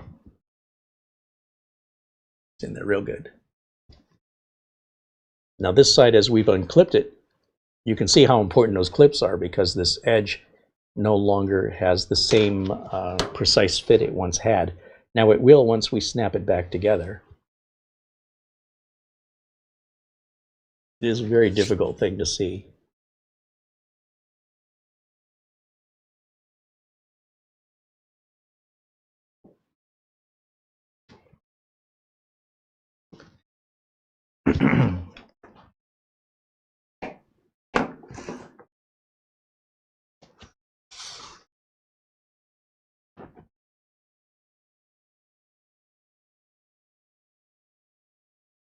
Yeah, I mean, it's really holding it here. If it were me, you know, not being influenced by a video, I would think the front would need to come up first. Because if those clips are holding us this way, then we want to take the panel off back away from the clips. And if we're pulling the panel up the way they showed in the videos, then those clips are holding onto it like this. And so instead of pulling it off, like for example, pulling up the front and then pulling towards us away from those clips, what we're doing is we're trying to push the clips in so we can lift up on the lid, and you know, without being able to see the precise location of the clip, I'm not sure where it is.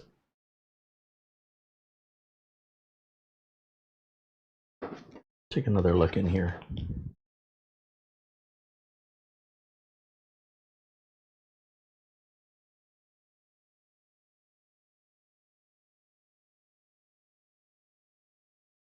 Interesting. I will say the light, it helps a lot.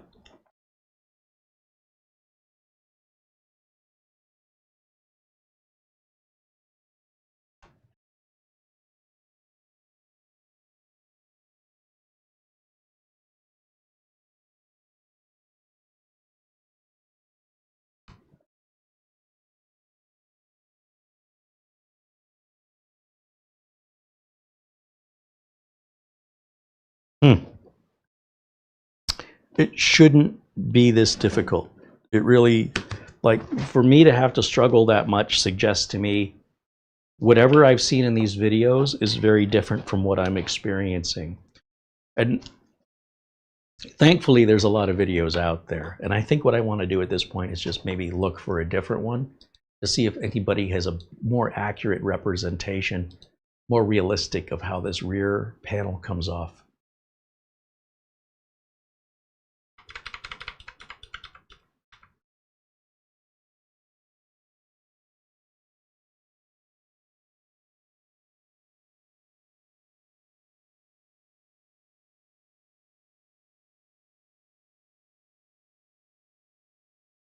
This person's struggling to get the back off.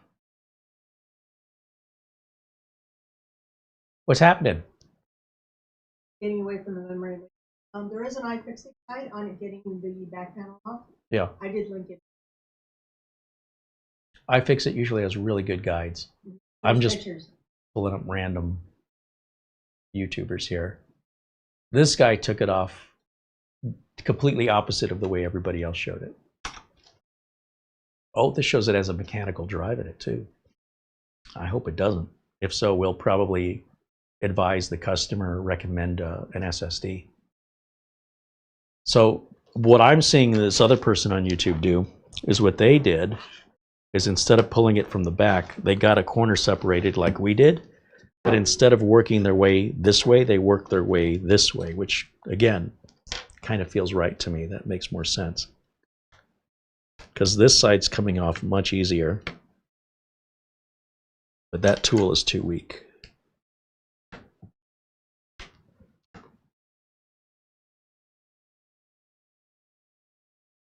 There it goes. There's a clip.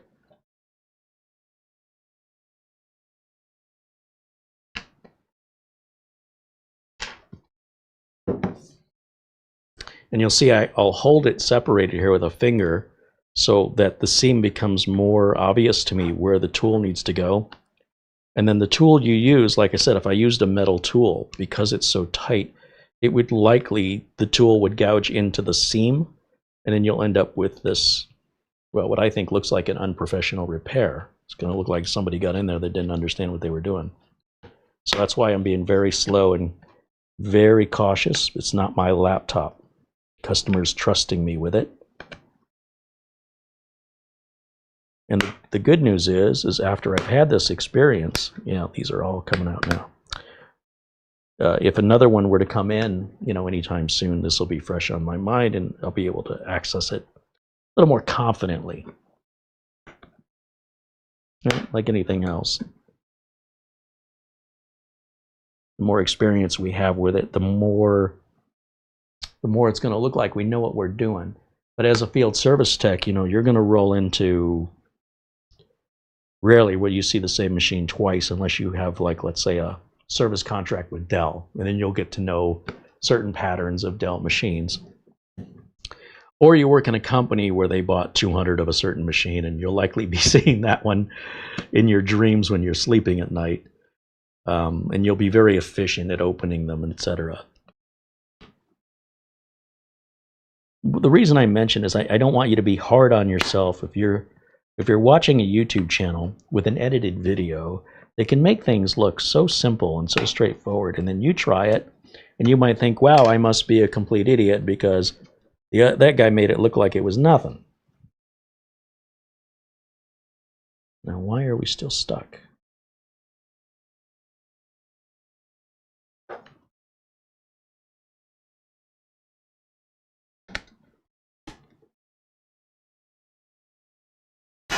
Whoa! What the heck?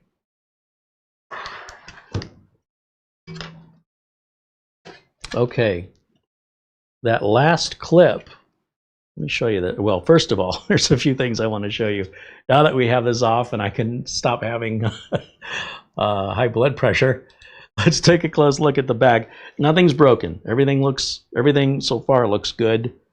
There's a little plastic piece here at the back and another one here at the back that looks cracked.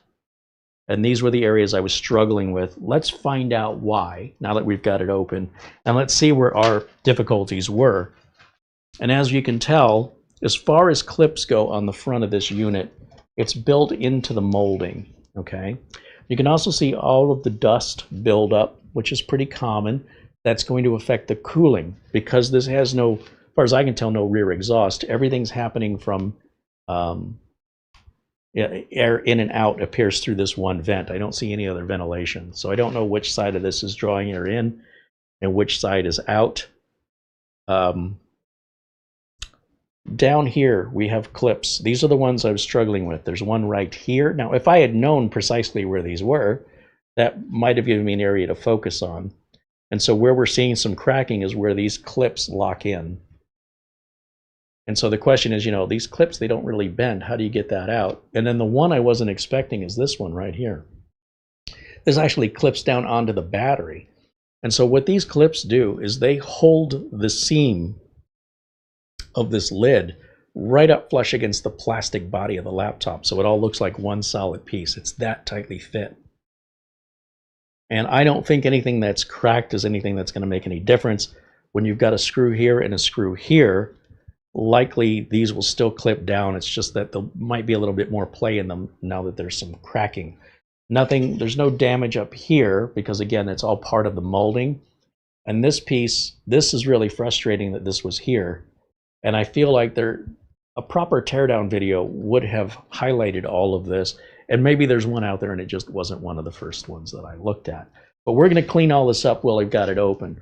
Also, while we've got it open, we'll take a look to see, is there a mechanical drive in here? And also, what about other dust and debris buildup? If you look here at the two fans, what it appears is that air is coming in across likely where all the dust is. If you notice the back of this, one side is a little bit cleaner. That's likely where the exhaust air is going. That's my guess. This would likely be input. This would likely be exhaust, just based on the dust pattern. And then if we look down at the laptop itself, with the battery here, there is really no room for a mechanical drive in this. It's too thin. So this must have an NVMe. It's likely located right under here. Oh yeah, it says SSD with an arrow pointing that way. I see a little tiny CMOS battery. And to take this battery out,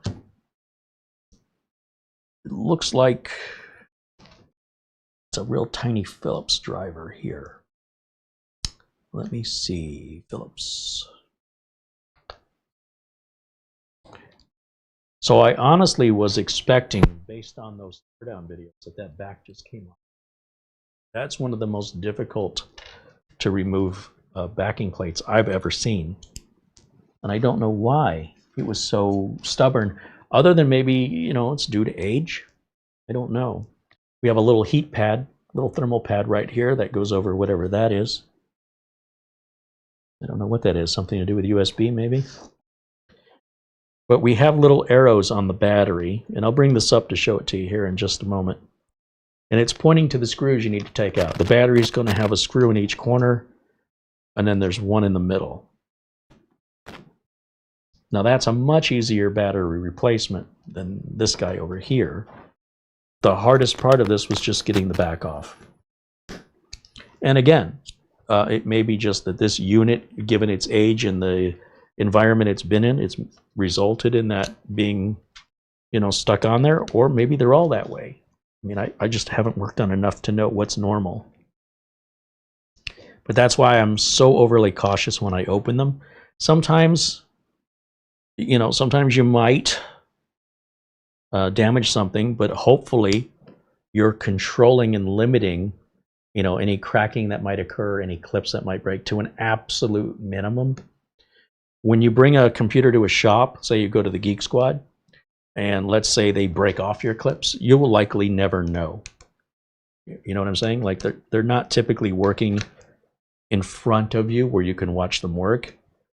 If you are an on-site field service tech like I do, we used to work at computers right in front of the customer, and that got to be very difficult to work while somebody's breathing down the back of your neck, questioning everything you do, and eventually has led to, you know, only doing that kind of work for businesses. All right, that's the screw in the middle.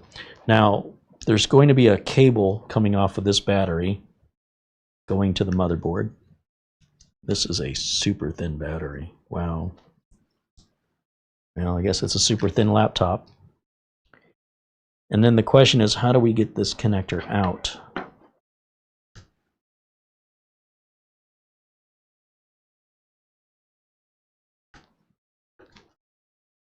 Let me get my more magnifying glasses out. What did I do with them? They're over here. I need my glasses to find my glasses. All right. Let me take a closer look at this connector. Oh, I see it now. Okay. We just need something really small, like a flat blade screwdriver. Just separate the plug from the socket. And be careful if you're working with metal tools. Again, a plastic tool would be more ideal so you're not scratching or potentially scratching the circuit underneath. But once we get that loose, it should just pop right off. Yeah.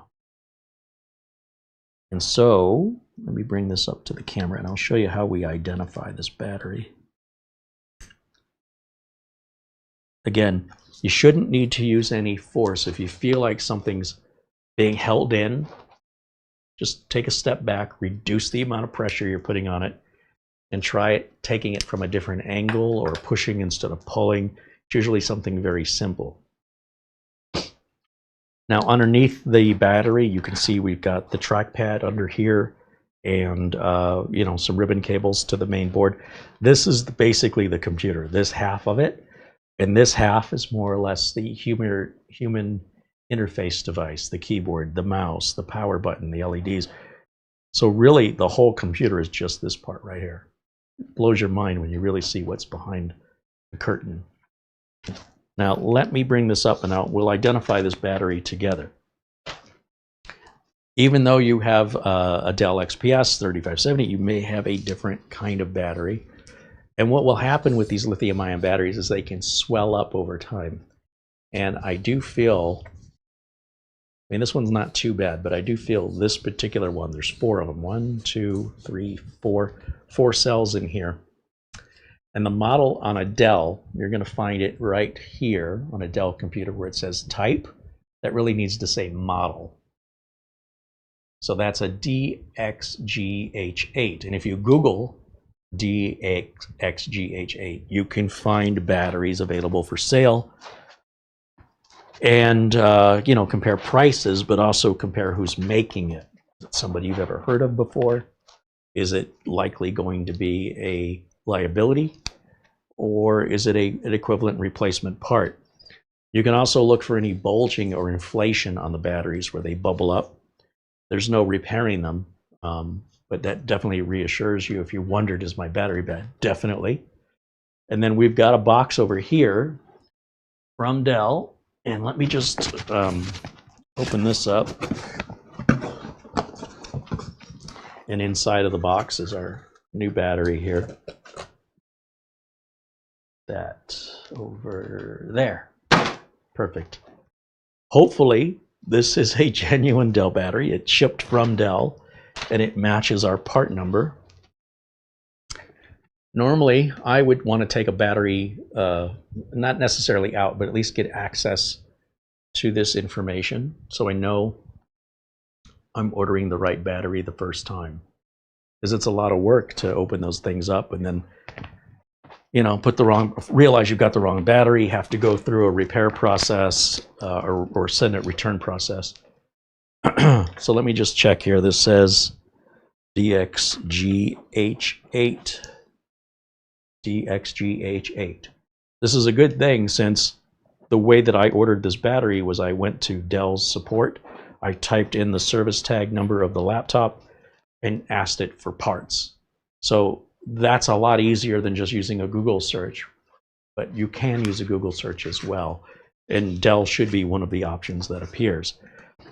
Now, don't confuse your good battery and your bad battery, but while we've got this open, I want to clean out just how dusty and dirty I don't know how well the camera's picking up those fans. But let's go ahead and blow that out right now. I'm gonna just kind of poke my head down here. Normally we would take something like this outside, but it's so little. Hold on a second, let me.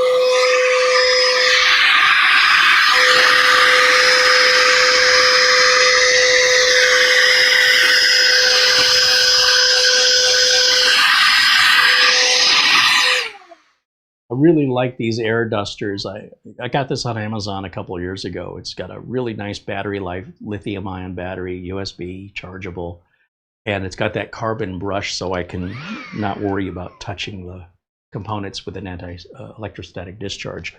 The carbon brush is safe for electronic use. The other thing I would do is I would clear this out, but I don't think I would blow that out. I mean, that's just wipeable. So I would just grab, let me put this back and grab like a microfiber cloth. and just wipe this down. This is one of those things, you know, a customer's never going to know if you took the time to do these extra steps.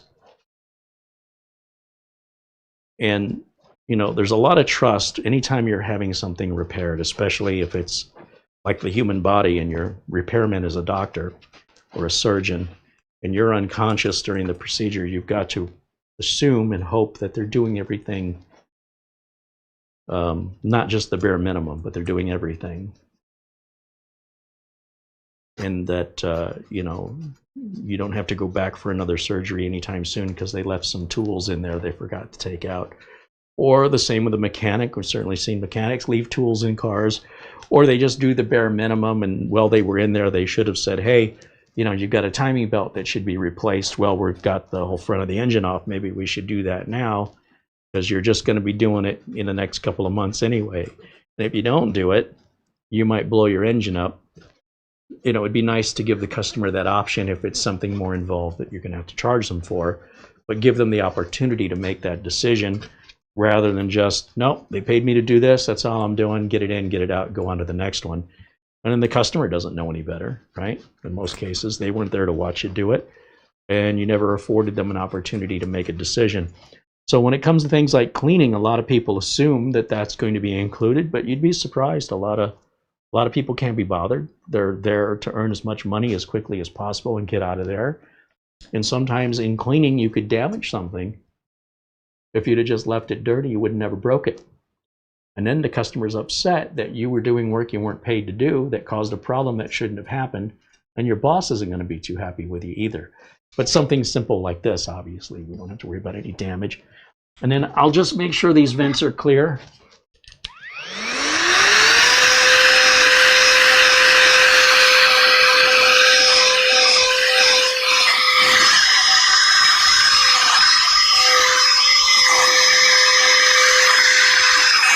Again, that carbon brush lets us get right down into those vents and clean them out really good. It doesn't really matter if there's discoloration. That's not affecting our cooling, and it's on the other side that faces the bottom anyway. So no one would ever see it. I suppose if it were yours and you wanted to go to that level of cleaning, certainly this would be the time to do that. But that's just, yeah, it's not. It's something maybe you can get off with a cleanser, but it's not really affecting, you know, it's only on the inside. It's not on the outside, and it doesn't affect cooling. So take it or leave it. Okay, so with that done,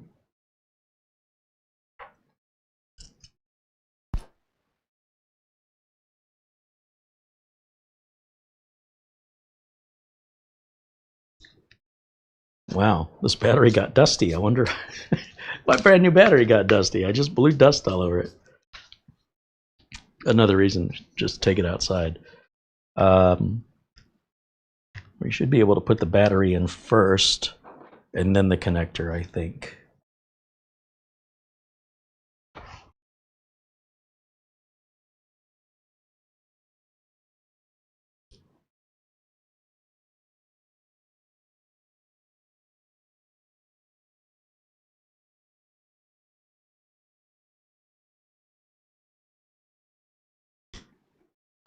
So the customer said that while it was plugged in, it was starting to randomly shut off on him.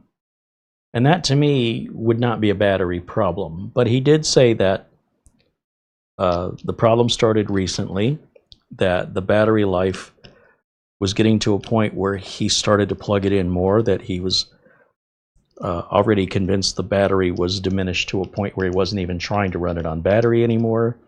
And he was doing that for a while. And then within the last couple of weeks, the machine has now started to reboot itself, or no, not reboot itself, completely shut off while he's using it while it's plugged in. So normally that would indicate to me something's wrong with the power supply.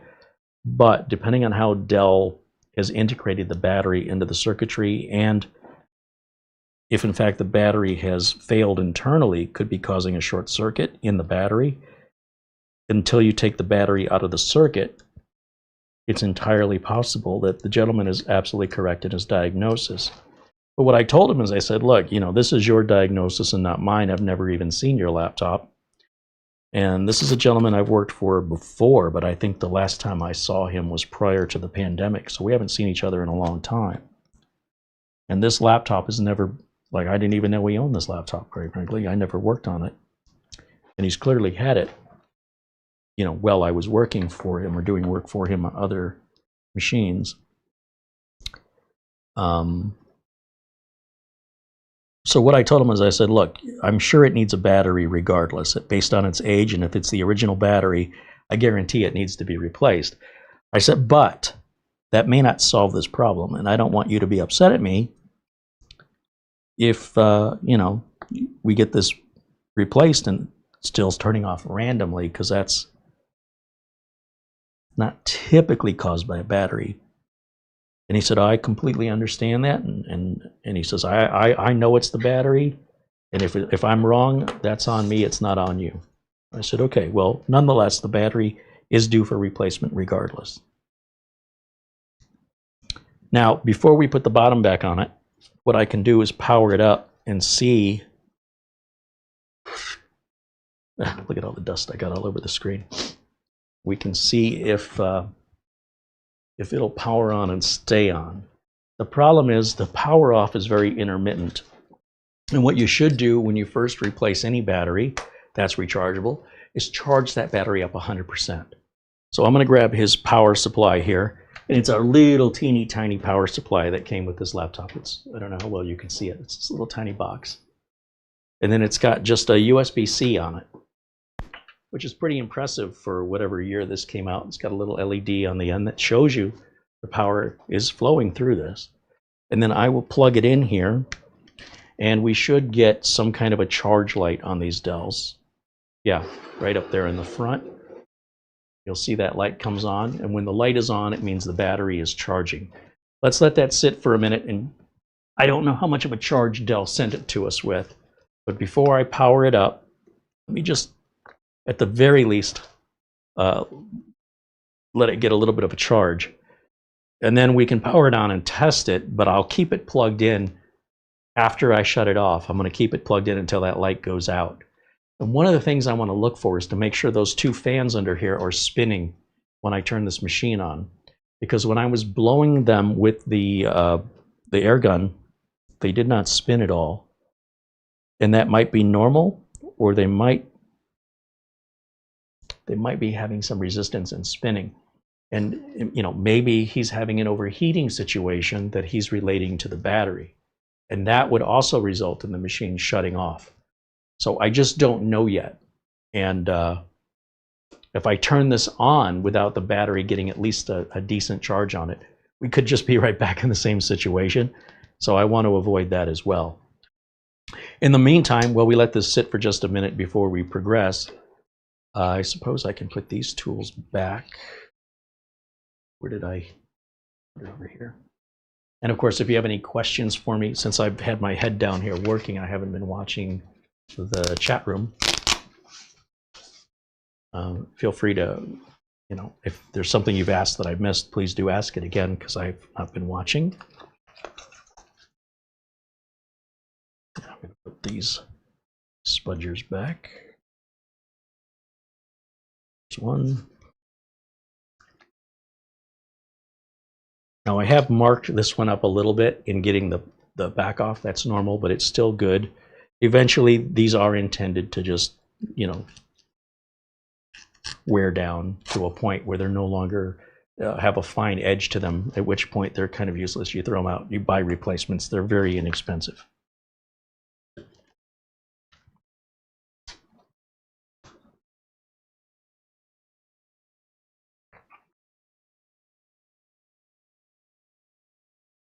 Okay.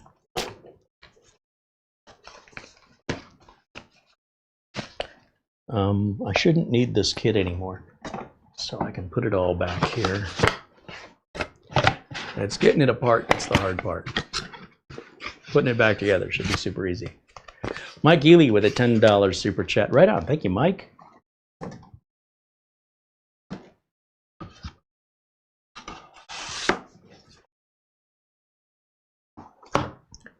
So yeah, the critical part of this is really just those darn little clips. And once you identify where the clips are located and how they're made, it'll help you to know if you need to slide to the right, to the left, forward, or backward.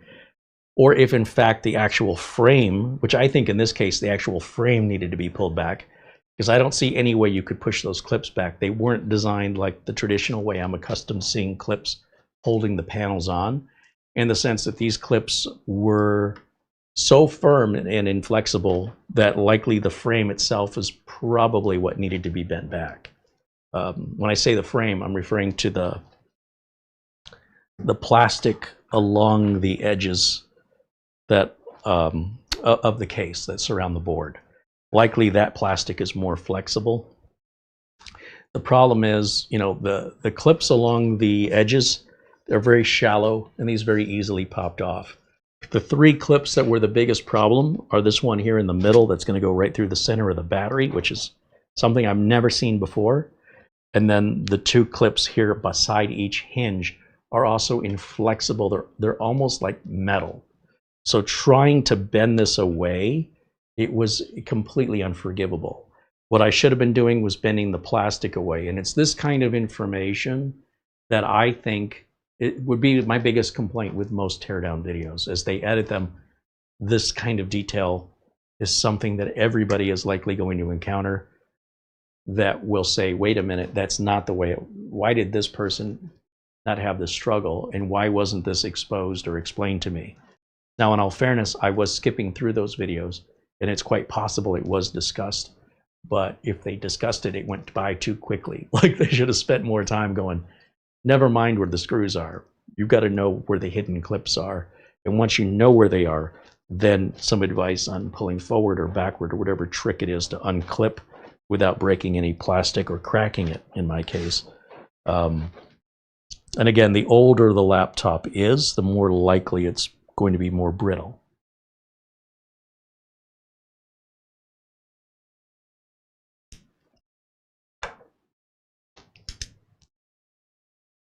Right there.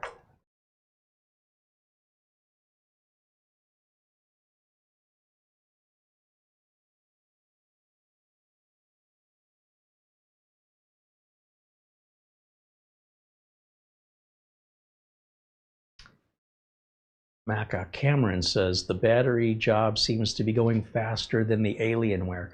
This should have gone a lot faster than it did. My struggle getting the back off was really the longest part. And, you know, minus that, those little clips, those hidden clips, the actual battery replacement and access to it were very simple. I think it's a 45-minute job.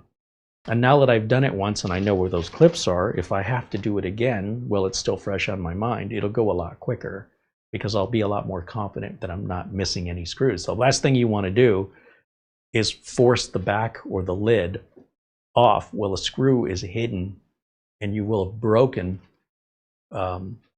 whatever plastic tunnel that screw goes through and whatever thread it fits in.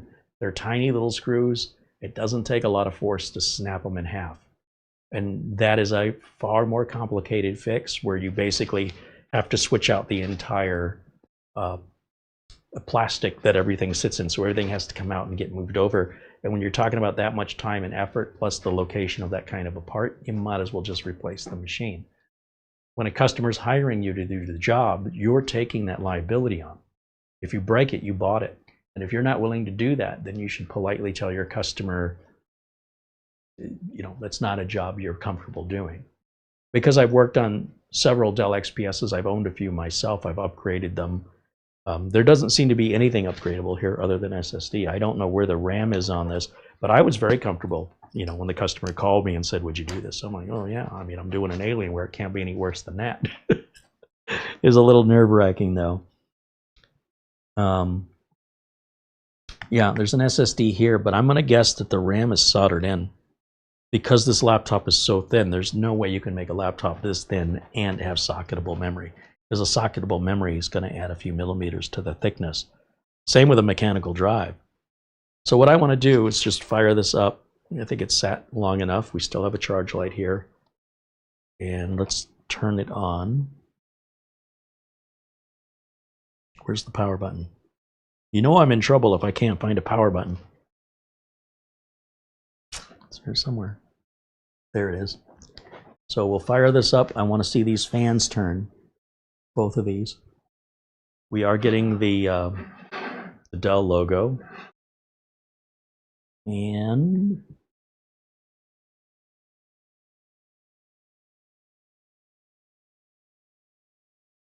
I'll probably hit this with the duster one more time. There's still a lot of lingering dust. Maybe even, if you wipe this down, you want to be careful not to touch any of the circuit board, because a microfiber cloth can carry with it static discharge. This guy has a password on here, so let me see if I can put that in there.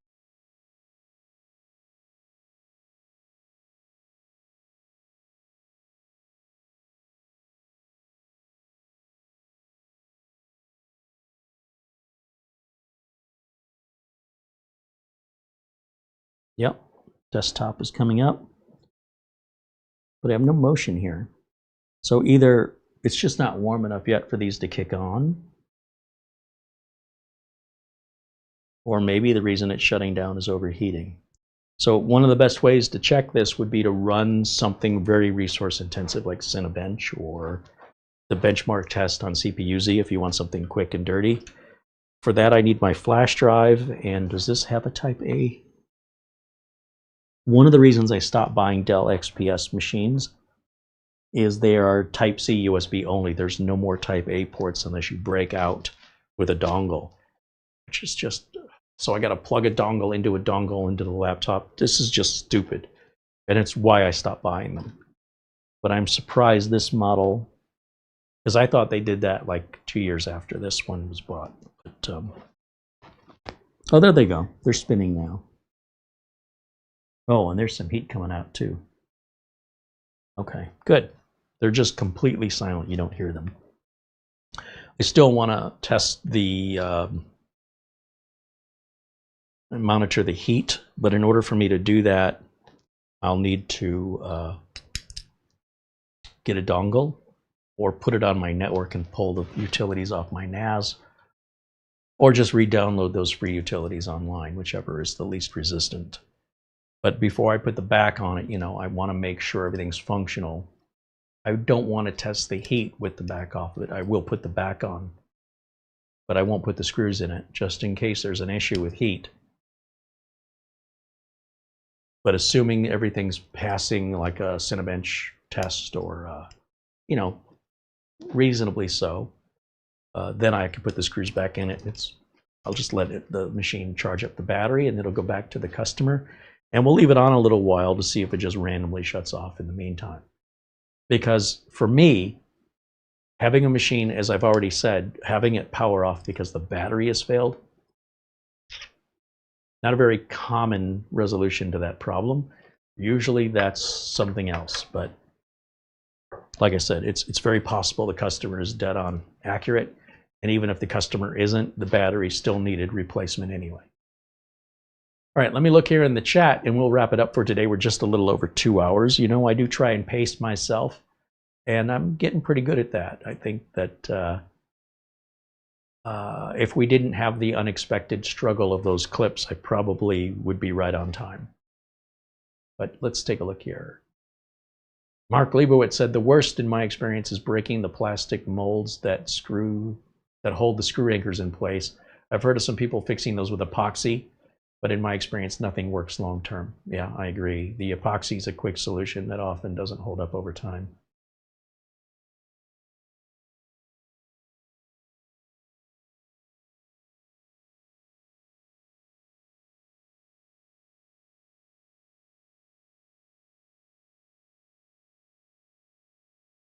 Here's Mitch Morrison joining us in the chat. Hey, welcome in, Mitch. Mitch wants to know, what did one cupcake say to the other cupcake? You ain't seen muffin yet. And another groaner dad joke from Uncle Mitch. John Williams says, thank you for the informative live stream. Well, thanks for hanging out with us, John. Frank Jimmy says hello, Uncle Carey and Aunt Mara, and all in chat. Welcome in, Frank. Romik wants to know, what's the latest job you declined because it felt worthless or too difficult for you? I don't think worthless is the right term I would use. I may not be the ideal tech for some jobs. Anything that would monopolize my time and take me away from helping others for a long period of time would be something I would decline. Anything that I feel would put my company in a liability, like an operating system that's not supported by the manufacturer, so Windows 7, Windows 8, we won't touch those for liability security reasons. If a client has some proprietary thing that requires us a lot of education, right, and it's only one customer, we don't specialize in a specific type of hardware or software that is unique to them, we would decline that because of the investment we would have to make, or that when I say we, I would have to make the investment to educate myself on that client's specific hardware or software need. And unless I decided, you know what, I'm going to be a specialist in this particular hardware or software, it doesn't make sense for me to make that investment for one customer. So I'm not the ideal tech for them. So for those reasons, things that are very old, not supported, likely parts are hard to find, or the product could leave the customer at risk if it were working. Let's say, for example, you are intoxicated and you can barely stand up and your car won't start, and I'm a mechanic. And I can clearly see you should not be driving, and the fact that your car won't start is a blessing. And you're saying, hey, I want you to get my car started so I can drive home. If I get your car started and you hurt yourself or anybody on the drive home, I'm an accomplice to that crime. Again, I'm a business, I'm not a hobbyist. I'm not some guy walking down the street, hey, can you jump my car? There's liabilities to the actions I take that could put me out of business. I'm not a lawyer, and I don't want to spend my time in a courtroom, whether suing or defending myself. It's not what the business is I'm in. So those scenarios, well, I can't predict negative outcomes if those negative outcomes are possible. One way I can make them impossible is to not engage with them, to say, I'm sorry, I'm not the right tech for you. We appreciate the consideration and thinking of us. If I have a referral, I'll give you one, but even a referral can fire back as far as a customer is concerned.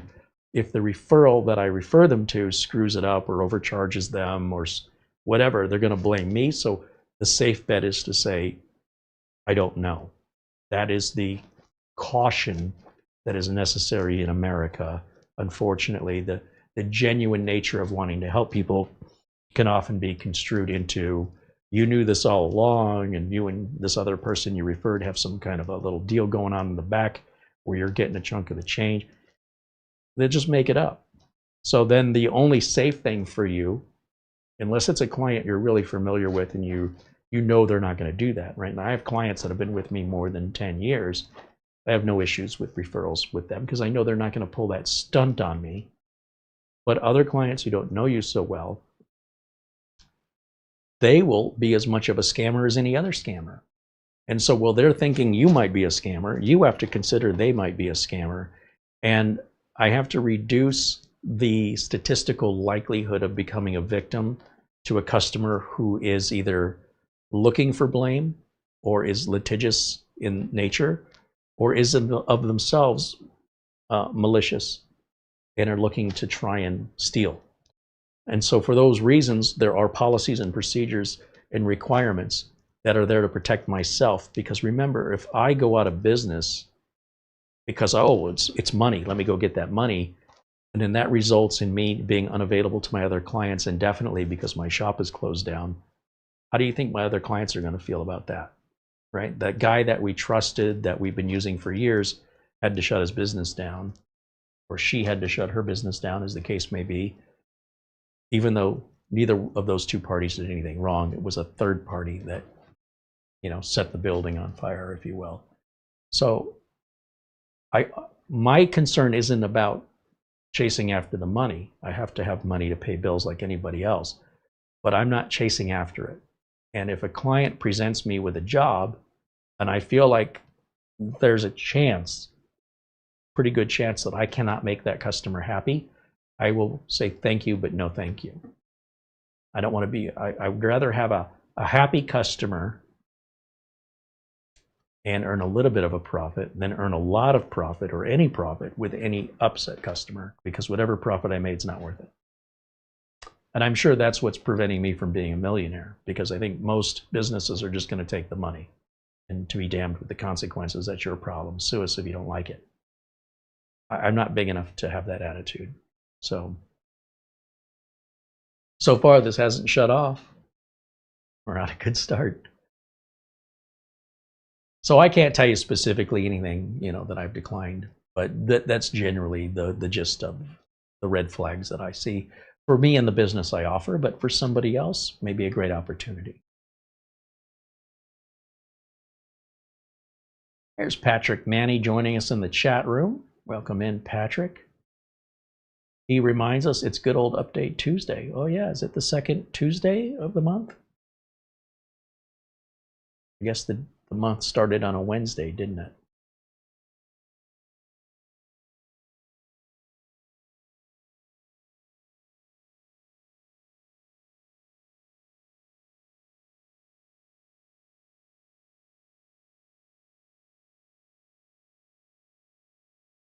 Just kind of looking through the chat to see if there's any other questions or comments I've missed.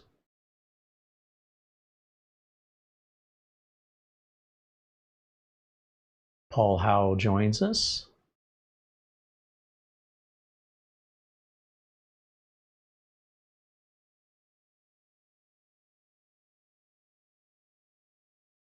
Looks like Buster went to bed. I missed that. Well, I'm sure I'll watch it later. Good night, Buster. Thanks for hanging out with us today. Now you see what just happened? Now, did the machine turn off or did it just go to sleep? Just went to sleep. Okay. I can see a power light right here on the power button, so I'm kind of cheating a little bit there. But it's definitely not powered off.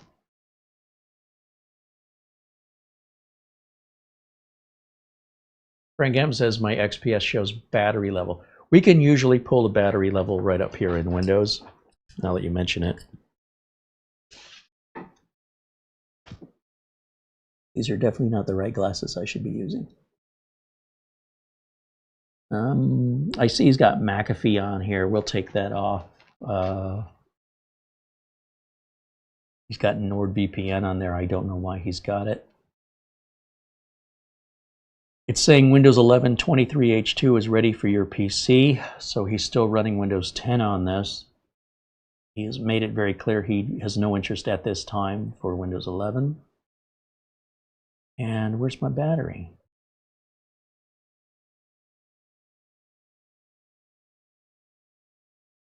Right here. No, that's not a battery, that's a printer. There's a battery. The battery says it's at 46% right now. It needs about an hour to charge up to 100% is what it's estimating.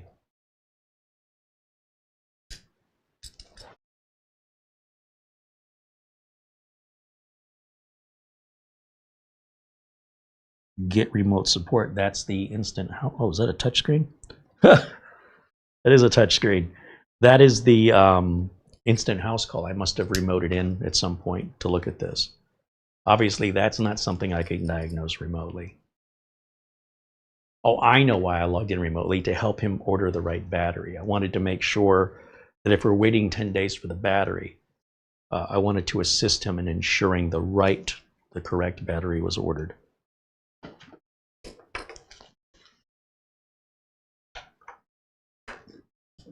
Those go in that holder. My gray one are my magnifiers. My black holder are my regular reading glasses.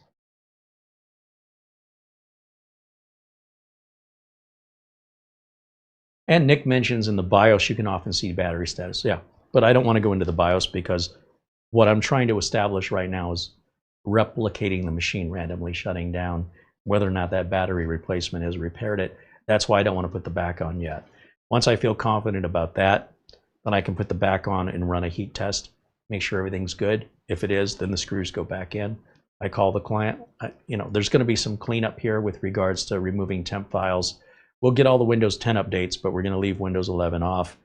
I'll talk to him about NordVPN and McAfee before I remove them, just to make sure we're all on the same page. It's not my machine. It's not for me to decide. So I will have a conversation with the client to let him know my concerns and recommendations. And then the client decides and tells me what they prefer. I likely won't hear from this client again for many years. So this isn't like a business client where I come in from week to week or every other week, even remotely, to do regular maintenance. This thing has never had maintenance on it by me ever. So there might be older drivers, lots of temp files. Thermal compound replacement is just a waste of time. For 2 or 3 degrees difference, it doesn't make any sense. But blowing all those vents out, that can make a big, big difference in your cooling. I can also look for any BIOS updates just to see, although likely he's getting those automatically with Windows Update with Dell. But I'll just double check it. And it's just part of the regular tune-up maintenance. I don't use any system utility software as far as anything paid. I think programs like CCleaner were good years ago. I don't recommend them. I don't recommend any registry cleaners.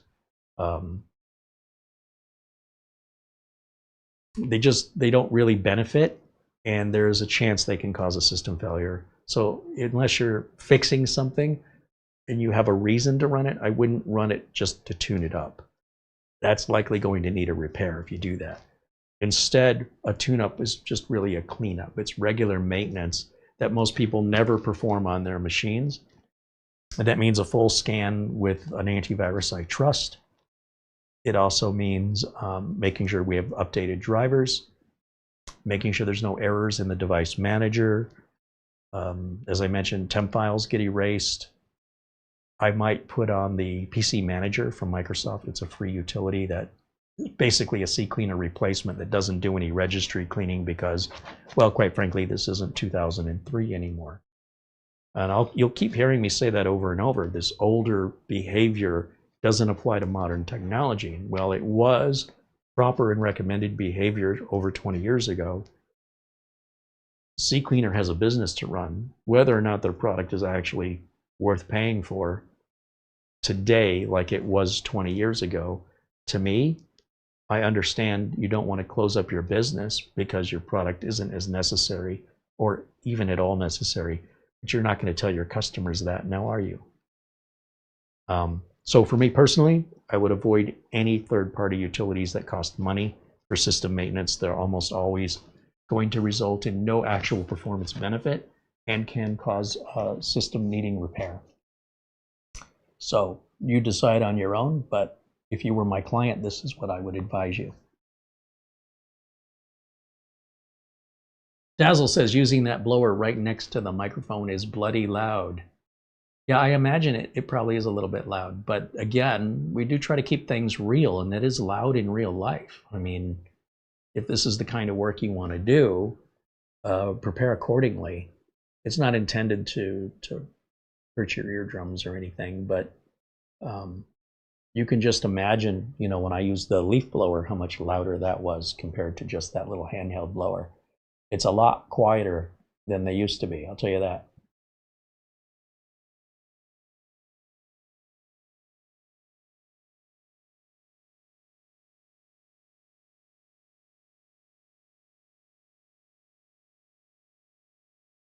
Dreamstream says, how much does the maintenance subscription cost?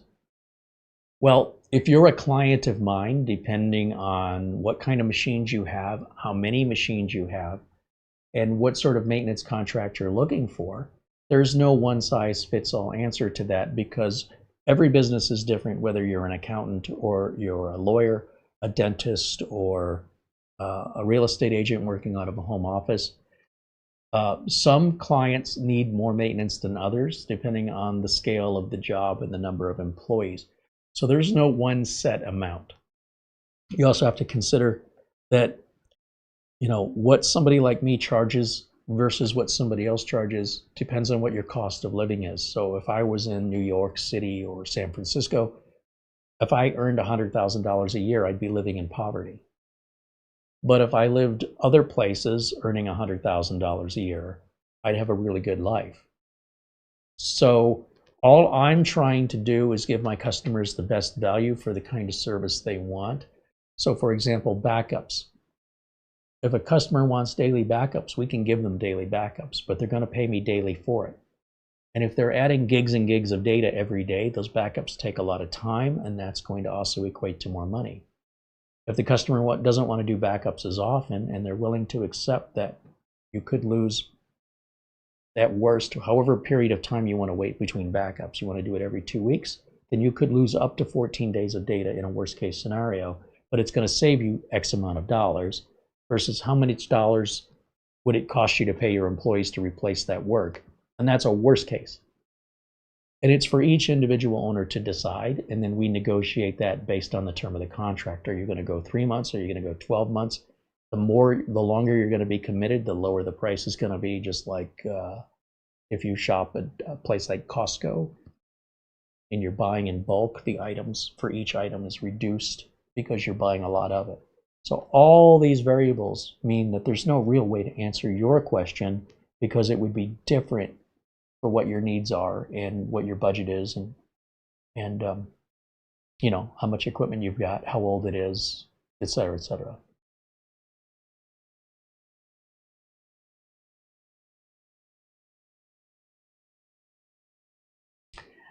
Maka Cameron says a hair dryer is still louder than the blower.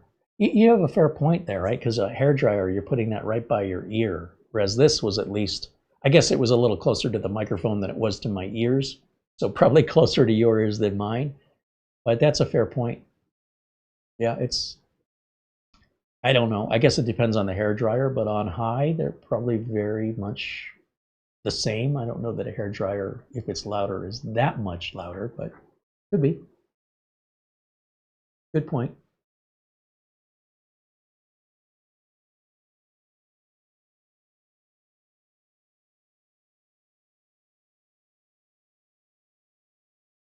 I just want to move the mouse around a little bit just to keep the machine from falling asleep on me again.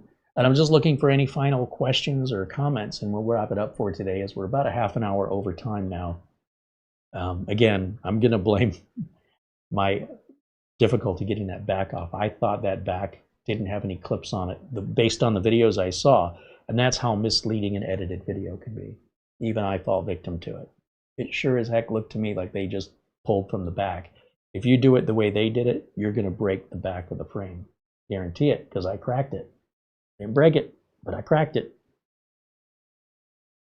And you know what recourse I have to those content creators who gave me that bad info? Nothing, because I voluntarily did it, and I didn't pay anything for them to service it, so they have no responsibility to what I voluntarily chose to do. So that's on me. But, you know, I don't know that... the only thing I can tell you as far as how the video helped was that I wasn't missing any screws. But it sure as heck didn't help with getting those clips disconnected, I'll tell you that. They fell far short of the information I needed. Moonwolf Hunter says, what's the oldest equipment you'll work on? Anything that is supported by Windows 10. As long as the operating system it's running is supported by the operating system manufacturer for the needs of security and liabilities, I cannot work on anything older than that, because I can't guarantee your security online. And so if you have an identity theft, or your data is all encrypted in ransomware, and as a result of that, now you can't operate your business, and now you could go out of business, and yeah, then I would be held accountable for that result. So it has to be something at least that Windows 10 runs and is supported on. The minute Windows 10 goes end of life, if you don't have the extended support contract in place by January 1st of 2026, I can't help you anymore. Unless the help you want is replacing the machine, getting the extended service contract from Microsoft, or if it's Windows 11 compatible, having me assist you in getting Windows 11 compatible, then we're back in business and I can help you again. It's just common sense. There's just too much at risk. If people want to take that risk, it's not my place to tell them not to, but they'll do so without my involvement, so I hold no liability where they have an opportunity to point blame at me and potentially put me out of business for their bad decisions. So they can make bad decisions just without me involved. That's all. So again, thank you for the questions. Any final questions here? Phil Stott said, if you want to blame me, I'd be willing to. He says, I don't think you did anything, Paul. I think he's kidding. Will the owner be mad at you after cracking the frame? No. No. The only reason the owner would be upset would be if the back panel won't go back on right. So long as the back panel seals up and there's no visual damage to the machine, it's certainly in this case where we're talking about a crack. If the crack is preventing the back of the lid from seating and sealing, then the customer and I will have to discuss that. I'm not going to just not tell the customer. But on the other hand, if the back goes on and it stays absolutely sealed up, there's nothing to discuss. It's working as it should, and the crack doesn't really matter. I won't know until I get to that stage, but in most cases, and it depends on each individual, you know, if it's a big gap and if it's, you know, moving up and down as he's typing, that's probably going to be an issue. If it's a little tiny gap that he never would have seen unless I pointed it out, he probably doesn't care. If it snaps back together and, you know, holds in place just like it did before, it won't look or work any differently. And then there's nothing to complain, you know, there's nothing to be concerned about. So I try and be as open and transparent. You know, what I would appreciate if somebody would tell me, most techs won't do that. Most techs will just do the job, and if anything breaks, they certainly aren't going to let you know. I film this stuff live, so there's no sense in me trying to hide it. The customer can, for all I know, they're watching right now, right? Or they can watch later, and they can see it was cracked, and they go, well, why didn't you tell me about that? Oh, I was too embarrassed. I mean, no, I'm going to own up to it and say, look, it cracked. You know, it's also 8 years old or whatever. If it affects the fitment of the parts, there's probably, you know, depending on the customer's attitude and how off the fitment is, we'll discuss that. But likely, I anticipate that back is just going to go right on the same way, and that those cracks won't make any difference at all. And it's just, there's two cracks right where those two clips are on the back. Everything else came off clean. So if we broke a lot of them, you know, or if they were in critical locations, then I could certainly understand that that back is probably not going to seat like it did when it was new. And if you're hiring a professional versus, you know, having your cousin or your grandchildren do it, there's a different level of expectation. Like, you know, the whole point of hiring the professional was to avoid any surprises. But even a professional, like I had a pool guy come out, and the pool guy, in my opinion, took my pump apart incorrectly, and he used the plastic pressure gauge as a lever. And when he did that, busted off in his hand. And then he told me that that plastic gauge broke because the sun hitting it every day, even though it was working fine until he used it as a lever, which as a professional, he should have known better. And he's going to charge me for the replacement. Full retail price. He's not telling me, hey, you know, if you want to order one of these on Amazon and let me know when it comes. No, he's saying, I'm going to replace it. I got a spare one in my truck, and here's the full retail price for that. And then he did the same thing where the garden hose wouldn't detach from the pool fill valve, and he broke my pool fill valve because he needed the garden hose. Well, he should have provided his own garden hose, and instead of detaching the end of my garden hose, he should have went to where the garden hose connects to the brass faucet, connected his own garden hose on there. So he broke my pool fill valve. That's $90 on Amazon, and charged me $150 to replace it. And he kept my spare parts. So all of the extra components inside of that pool fill valve, I would have liked to have kept those for any sort of future repairs. I also didn't need a pool fill valve in that moment. He could have just told me, would you like me to replace it? It's $150. Or by the way, I broke it and I'll just replace the part I broke. He didn't do that either. He bought a whole brand new unit for $90, presumably, and charge me $150 for it when he's the one who broke it. That's normal. I mean, people will break stuff all the time and say, well, it was old and brittle. I hold myself to a higher standard than that, and unfortunately, it's not as common today. But at the very least I can do is offer some options, right? So this pool guy, he didn't offer me any options. He did the work, he broke the parts, he replaced the parts, he presented me with an invoice. And I was angry. I said, look, that's not my pool. This is Studio B. I need to get authorization from the owner for any expenses, or I might not be reimbursed if they don't approve it. You can't just go willy-nilly changing parts without telling me. Furthermore, I said, you're charging me $150 for something I could have ordered on Amazon for $90 that you broke and should be replacing at your expense. Long story short, he's not my pool guy anymore. But some people, you know, they hire somebody, they don't get involved. They're just like, well, if it broke, it broke. If that's what you charge, that's what you charge. I don't know how to do it myself. I don't know to go on Amazon and find it cheaper. That's why I hired you. And, you know, if it's added to the bill, that's how you make more money. Just pay it. I don't run my business that way. And I'm sure the pool guy makes a lot more money than I do because of that. I'm going to blame my mom for making me so morally and ethically, like, I don't want to treat people in a way that I myself would not want to be treated.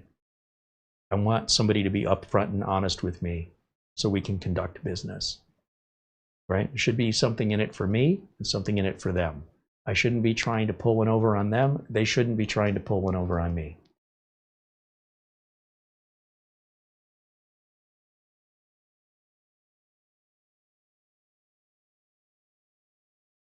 Frank M says, time for a new pool guy.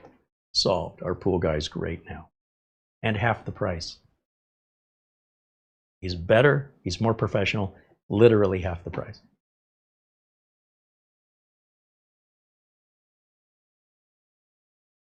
And Doman 2000 says, that's the risk problem with laptop repairs. If you break something, you have to replace. That's true of desktops. It's true of any repair. You know, if you damage something, I mean, you're the professional. You're supposed to know what you're doing. That's why you're getting paid. You're not doing somebody a favor. At the same time, they're not doing you a favor by having you work on it. David Graham says, I'd sue the pool guy. You're going to spend $1,000 to sue the pool guy for $180? How does that make any sense?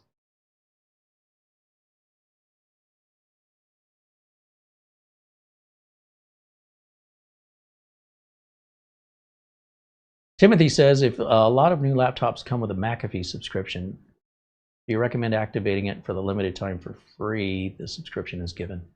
Again, it's up to the individual user to decide what they want to use for security. McAfee pays money to Dell to put the product on the laptop, and then Dell doesn't have to charge as much for the laptop. So you as a consumer, who are often looking at the cheapest price for the best value, might see that this is a more value-oriented system because they've got software companies paying to be placed on as bloatware. That is likely something you're going to do the trial, and you're likely going to pay the subscription because as an end user, you probably don't know any better. Well, that's what it came with. That must be what it needs. And McAfee makes a ton of money based on that mentality where people it's just easier to go with what's there than to try and do the research and understand it. So Dell makes a lot of money from McAfee, and McAfee makes a lot of money from Dell's customers. And then Dell is able to sell the machine for less, but you as the customer will pay more over time than if the McAfee subscription wasn't included and you had your own solution like I use. So what I recommend kind of depends on each individual user and what they're expecting. I can't educate a user who's not interested in being educated. It's just a waste of my time. So if they're happy with it, I'm happy with it. It doesn't matter.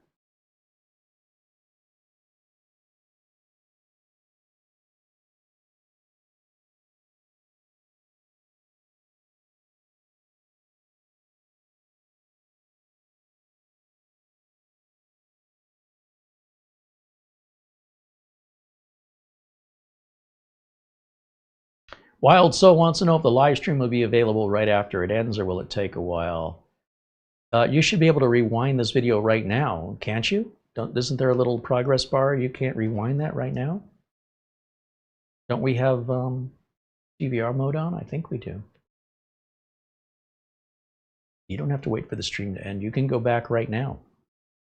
Please confirm that for me. I'm concerned that we don't have a setting correct.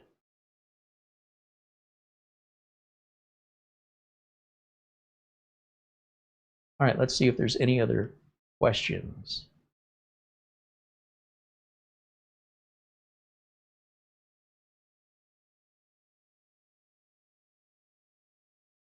Dustin Fuller says, great show as always, Carey and Mara. Thank you, Dustin.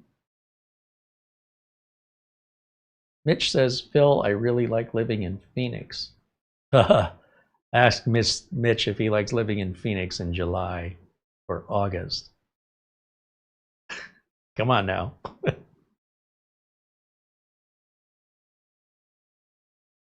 No Name says in the chat room, my notebook is making a very loud noise from the cooler as if it were going to explode.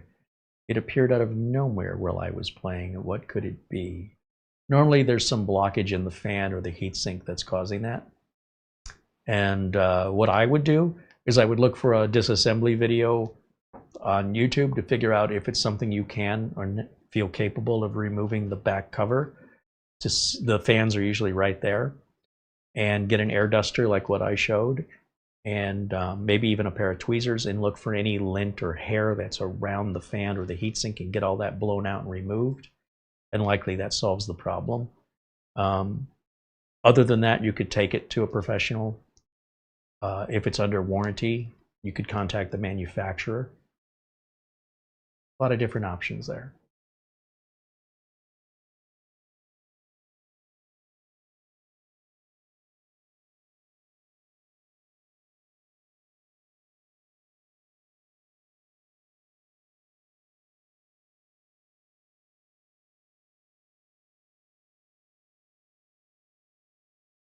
More dad jokes flying in the chat room. Protect yourselves.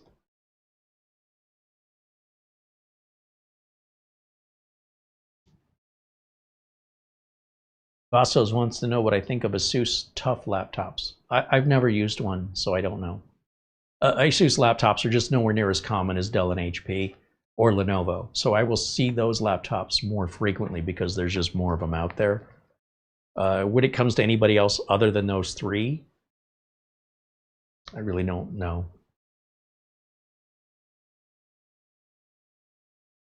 Paul Howe and Bradley Morris say DVR mode is on. Okay, good. So as long as you can rewind the video now, you should be able to rewind it when it ends, although sometimes YouTube can take some time processing a video, especially like we're in 4K. Other times it can be available instantly. Typically, though, it should be playback instant. What am I, Yoda? Instant playback should be available even if it's at a lower resolution. But if you wait an hour or two, then if the playback isn't instantly at 4K, it's because YouTube is still processing it. And it can take a couple hours on a video of this length at this resolution. That's normal. But either way, it should still play it back, just maybe not at full resolution. So if you want that high 4K resolution and it's not instantly available, wait a couple hours and check back. Once it's processed forever. All the public videos are available for free for 12 months, after which they go into the archive, and at which point a membership is required to go back further into the archive. And it's just so we can encourage people to help support us here, so we don't have to make commercials and, you know, read scripts that corporations want us to read or say or do. You know, that's just not what I signed up for personally. And your support of the channel is very appreciated, and in order to show our appreciation for that support, we want to give those supporters advantages the regular free viewers don't have, both as a thank you and as an incentive to others to support us. If our independence isn't enough reason that you feel is that important, then maybe having access to our archives is. And you know, I don't know, just making this up as I go, but that seems to make sense to me. There's our friend John Wilson, joining us, now a member for 32 months. He says, you know, I have been with you almost 8 years now. Wow. That is, has it been 8 years already? 2017. There you go. A glutton for punishment. Says anybody who considers themselves my friends. I appreciate you, Jack. Thank you so much for your friendship and your loyalty. I hope you're doing well. I recently saw a message from you that something's going on, and we'll certainly have to catch up. It's been a while since we've talked. I hope you're doing good, and just very happy to see you here in the chat. So thank you for popping in and saying hello. Jack says, when you find a great thing, why not stay with it? Well, that's the argument I use, but not everybody agrees with me. Regarding me, a joke, of course. Thank you so much.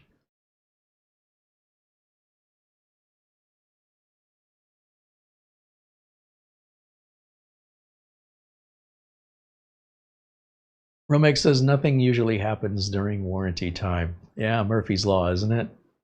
I have to say though, I think modern electronics, if you care for them, right? If you're not abusive or neglectful to the stuff that you seem to care about, like if you don't care about it, why would you care if it broke out of warranty? But if you do care about it, take care of it. Again, I was raised without any money, so if I ever had anything from a bicycle to a car, that was the only one I could have. So you better take care of it, because nobody would have bought me a new one or paid to fix it for me if I were doing donuts in the middle of the road and wore my tires out or broke something in the car foolishly. I'm without a car until I spend the money and the time to fix it myself. As a result of that sort of, you want to call it PTSD, I have grown to the point where I treat anything that I cherish as the only one I'm ever going to have, and I want it to last forever. So I will be very cautious with it. That's why I don't overclock. It's not worth it. I just never had that kind of a lifestyle where I could burn things like a set of tires just to do donuts in the road, let alone the gas it burns. I barely could afford the gas. So I very much try to take care of the things. But I'll tell you, Mitch Morrison makes me look like I don't take care of things, because Mitch can have a car that's 20 years old that looks like it rolled off the dealership floor. Like, holy cow, there's not even dirt underneath the wheel wells. Oh yeah, I clean that regularly. You do what? There's no way that's a 20-year-old car. That looks like it may be a few months old. No, that's a Saturn. You're like, well, geez, they haven't made Saturns in years. He's not lying. So, no matter how much you take care of things, there's always going to be somebody who's going to take care of it even, their things even better. And there'll always be somebody who's more neglectful, and you're like, how could you even live like that? But, don't worry too much about what other people are doing, and do expect the proper type of maintenance and care or longevity based on how you treat your stuff. If you're somebody that can just easily replace it, then you'll be more careless. And if you're careless and you can't afford to replace it, you don't have the money to replace it, I don't know what to say to you. Like, if anybody knew better. But like I said, that's just how I was raised. There's a $50 super chat from our friend Jack there. Right on. Thank you, Jack. Oh, did I miss any earlier? A shout out and a thank you to everybody who contributed during today's live stream. There's our friend Buster, of course, David Graham, and Robert Katjana. I missed Robert's earlier €5 super chat. He says, hello, Carey from Slovenia. For the Gatorade drink, here it's -9 degrees Celsius. And he agrees the iFixit tools are great. Thank you, Robert. I'm sorry I just saw that. It was 2 hours ago. Bradley Morris renewed membership. Thank you, Bradley. There's Planet Cryos. I missed you. Planet Cryos with a $5 super chat. Says, hi, it's me. Is that you? No, it's me. Is that you? Thank you, Planet Cryos. Mike Ely also sent a $10 super chat earlier. And as just mentioned a moment ago, our friend Jack Wilson renewed membership, now a member for 32 months here. So right there, right at the beginning, I love that. I appreciate that so much. And that very generous $50 super chat. Thank you so, so much. And then let me just check the phone quick and we'll wrap it up.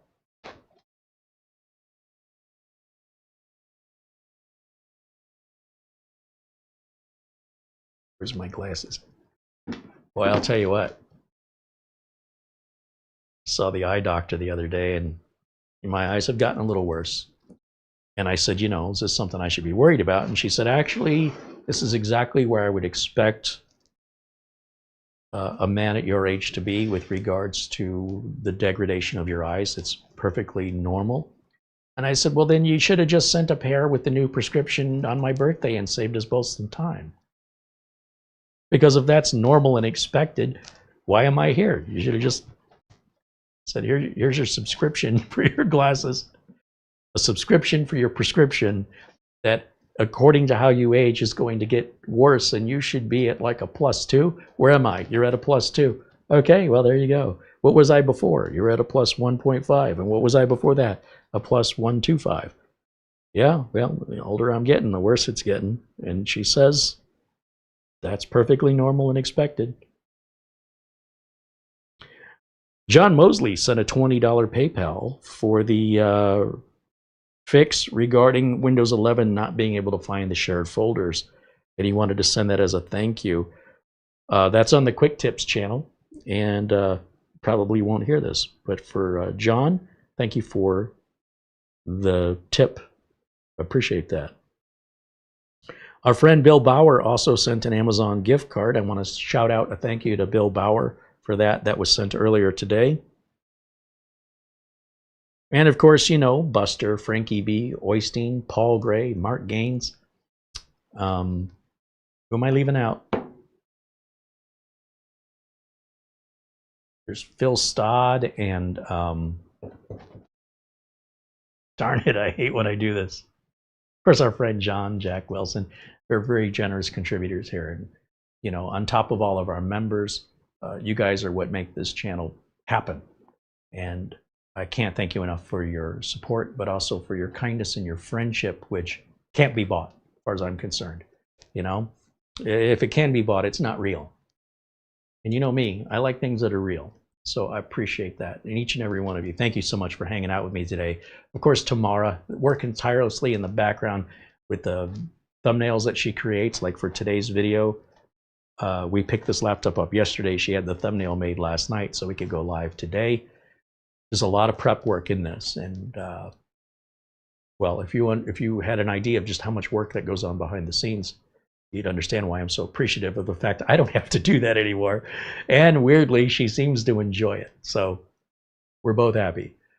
And of course, our friends over at Acronis SCD Keys and RoboForm, they're products I use and endorse in my business, and we're very honored to be working with them. First, you're welcome. Second, I just created a forum. So now we're going to have a discussion forum where viewers can go. And where would we find that? I have just finished setting it up. I will add the links to the video notes, and I will continue to do so moving forward. Mara asked me the other day, how can we get our viewers more involved without a Discord or, you know, that stuff? And I said, well, you know, other places do forums, but I don't have time to take on all the maintenance because you get spammers and bots and troublemakers. It has to be, you know, if you want to take it on, you're welcome to. We've had other viewers say, I'll do it, and then they give up. Like they go, oh, this is way more work than I thought it would be. They start out with a lot of enthusiasm, and then as soon as they drop out, there's nobody to jump in and fill the position, and the place becomes, you know, chaos. So Mara says, I'll take that on. And I said, well, you find the forum, you set it up, and you maintain it. It's got my blessing. So this is news to me, but apparently she's now setting that up. Just finished setting it up. And so we should have some news for you if you guys want to gather into a forum. What sort of subjects are we going to have there? Like, we can have, I figured, since it's a good place for our family to come join us to talk, share your likes, your dislikes, share fun pictures, make them publicly digestible, meaning don't share PPI, don't share personal, but share fun pictures. That's true. Let's talk about technology. If you have suggestions that you'd like Carey to do, reviews, builds, anything, anything that's on your mind. We welcome it all. I think the way this came up is, you know, Buster sent us a photo of himself, and it's nice to put a picture right to the name. And I thought, wouldn't it be cool if we could see so many of our viewers just to see what they look like? Exactly. They get to see me, but how could we do that? And then I thought, well, a forum, right, where somebody, if they chose to say, well, here's what I look like, put your photo up there. I would love that personally. And I think that was the impetus, or yeah. I also just finished creating the welcome message, and what we do is create another discussion thread that talks about, you know, members. Let's see your faces. Who are you? Yeah. Okay, good, good. All right, we'll have more information. Obviously, that's fresh off the presses. I just finished it. It just came out of the oven. It needs to cool down before it's ready for consumption. There's Mike's unboxing, reviews, and how-to. He says, good evening all. I came in late. I hope you guys had a great stream. Good to see you, Mike. As a reminder, I mentioned Mike's got a video that he just published about removing hidden devices out of your device manager in an automated way, because this is something you can do manually. And if you've got a computer that you've not reinstalled Windows on in a number of years, you probably have a lot of hidden devices. And well, they're likely not causing any problem. If you're like me, you like that to look clean. Or if you've ever had a USB device that stopped working, a printer or flash drive, likely it's because it got caught up in the device manager with one of the hidden devices. And so by clearing those ghosted hidden devices, and they are hidden, Mike's video shows you how to unhide them. You can remove them manually, you can remove them with a command line, or you can download this free piece of software that can remove them with the click of a button.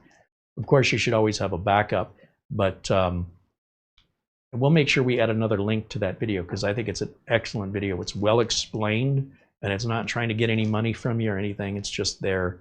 I don't know that it's a critical thing as far as repair goes, but it's quite possible any USB device that you may be having problems with, this resolves it. Or if you're like me and you just don't like seeing a bunch of hidden device stuff that isn't plugged in anymore, clear that stuff out just because you like it tidy. It certainly does make things a little easier to diagnose in the future when things go wrong, to not have all that extra mess. That was a great tip. And Mike's unboxing review, explanation and demonstration of that, spot on. Well done. He says, thank you. No, we need to be thanking you. That's a great tip. I had no idea that software existed. So thank you. Or as you would say, cheers, mate.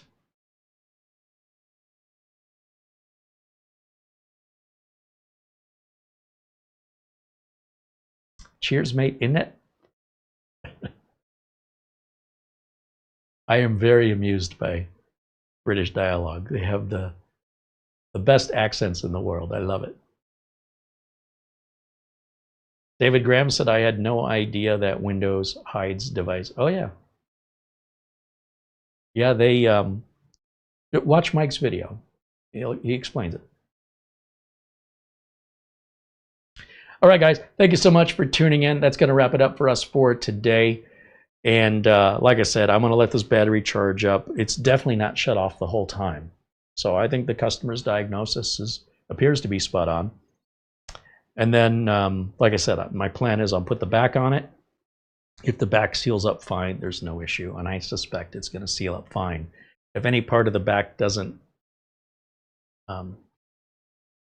fit as tightly as it did before, I'm not going to hide that from the customer. I can't, so video. But I wouldn't anyway. And we'll make sure that whatever he wants is what he'll get with regards to good enough or it's not good enough. I don't think it's even going to be a problem. I think it's going to snap back together just fine. And we just want to make sure that, well, we've got it before we screw it together, but when the back is back on it, we'll run some heat tests just to make sure that it wasn't shutting down due to heat-related problems, which is also possible because we've already blown it out, and that might have even been the solution to the problem for all I know. But what matters most importantly is that it isn't having the same symptom for which it was brought in, regardless of what the fix is. Sometimes these are very unique fixes that you'll never see the likes of again, and so really understanding what fixed it isn't very useful unless you see the problem ever again. This was a weird one. All right, guys, that'll wrap it up. Thank you so much for watching. We will see you all Thursday. Until then, bye for now.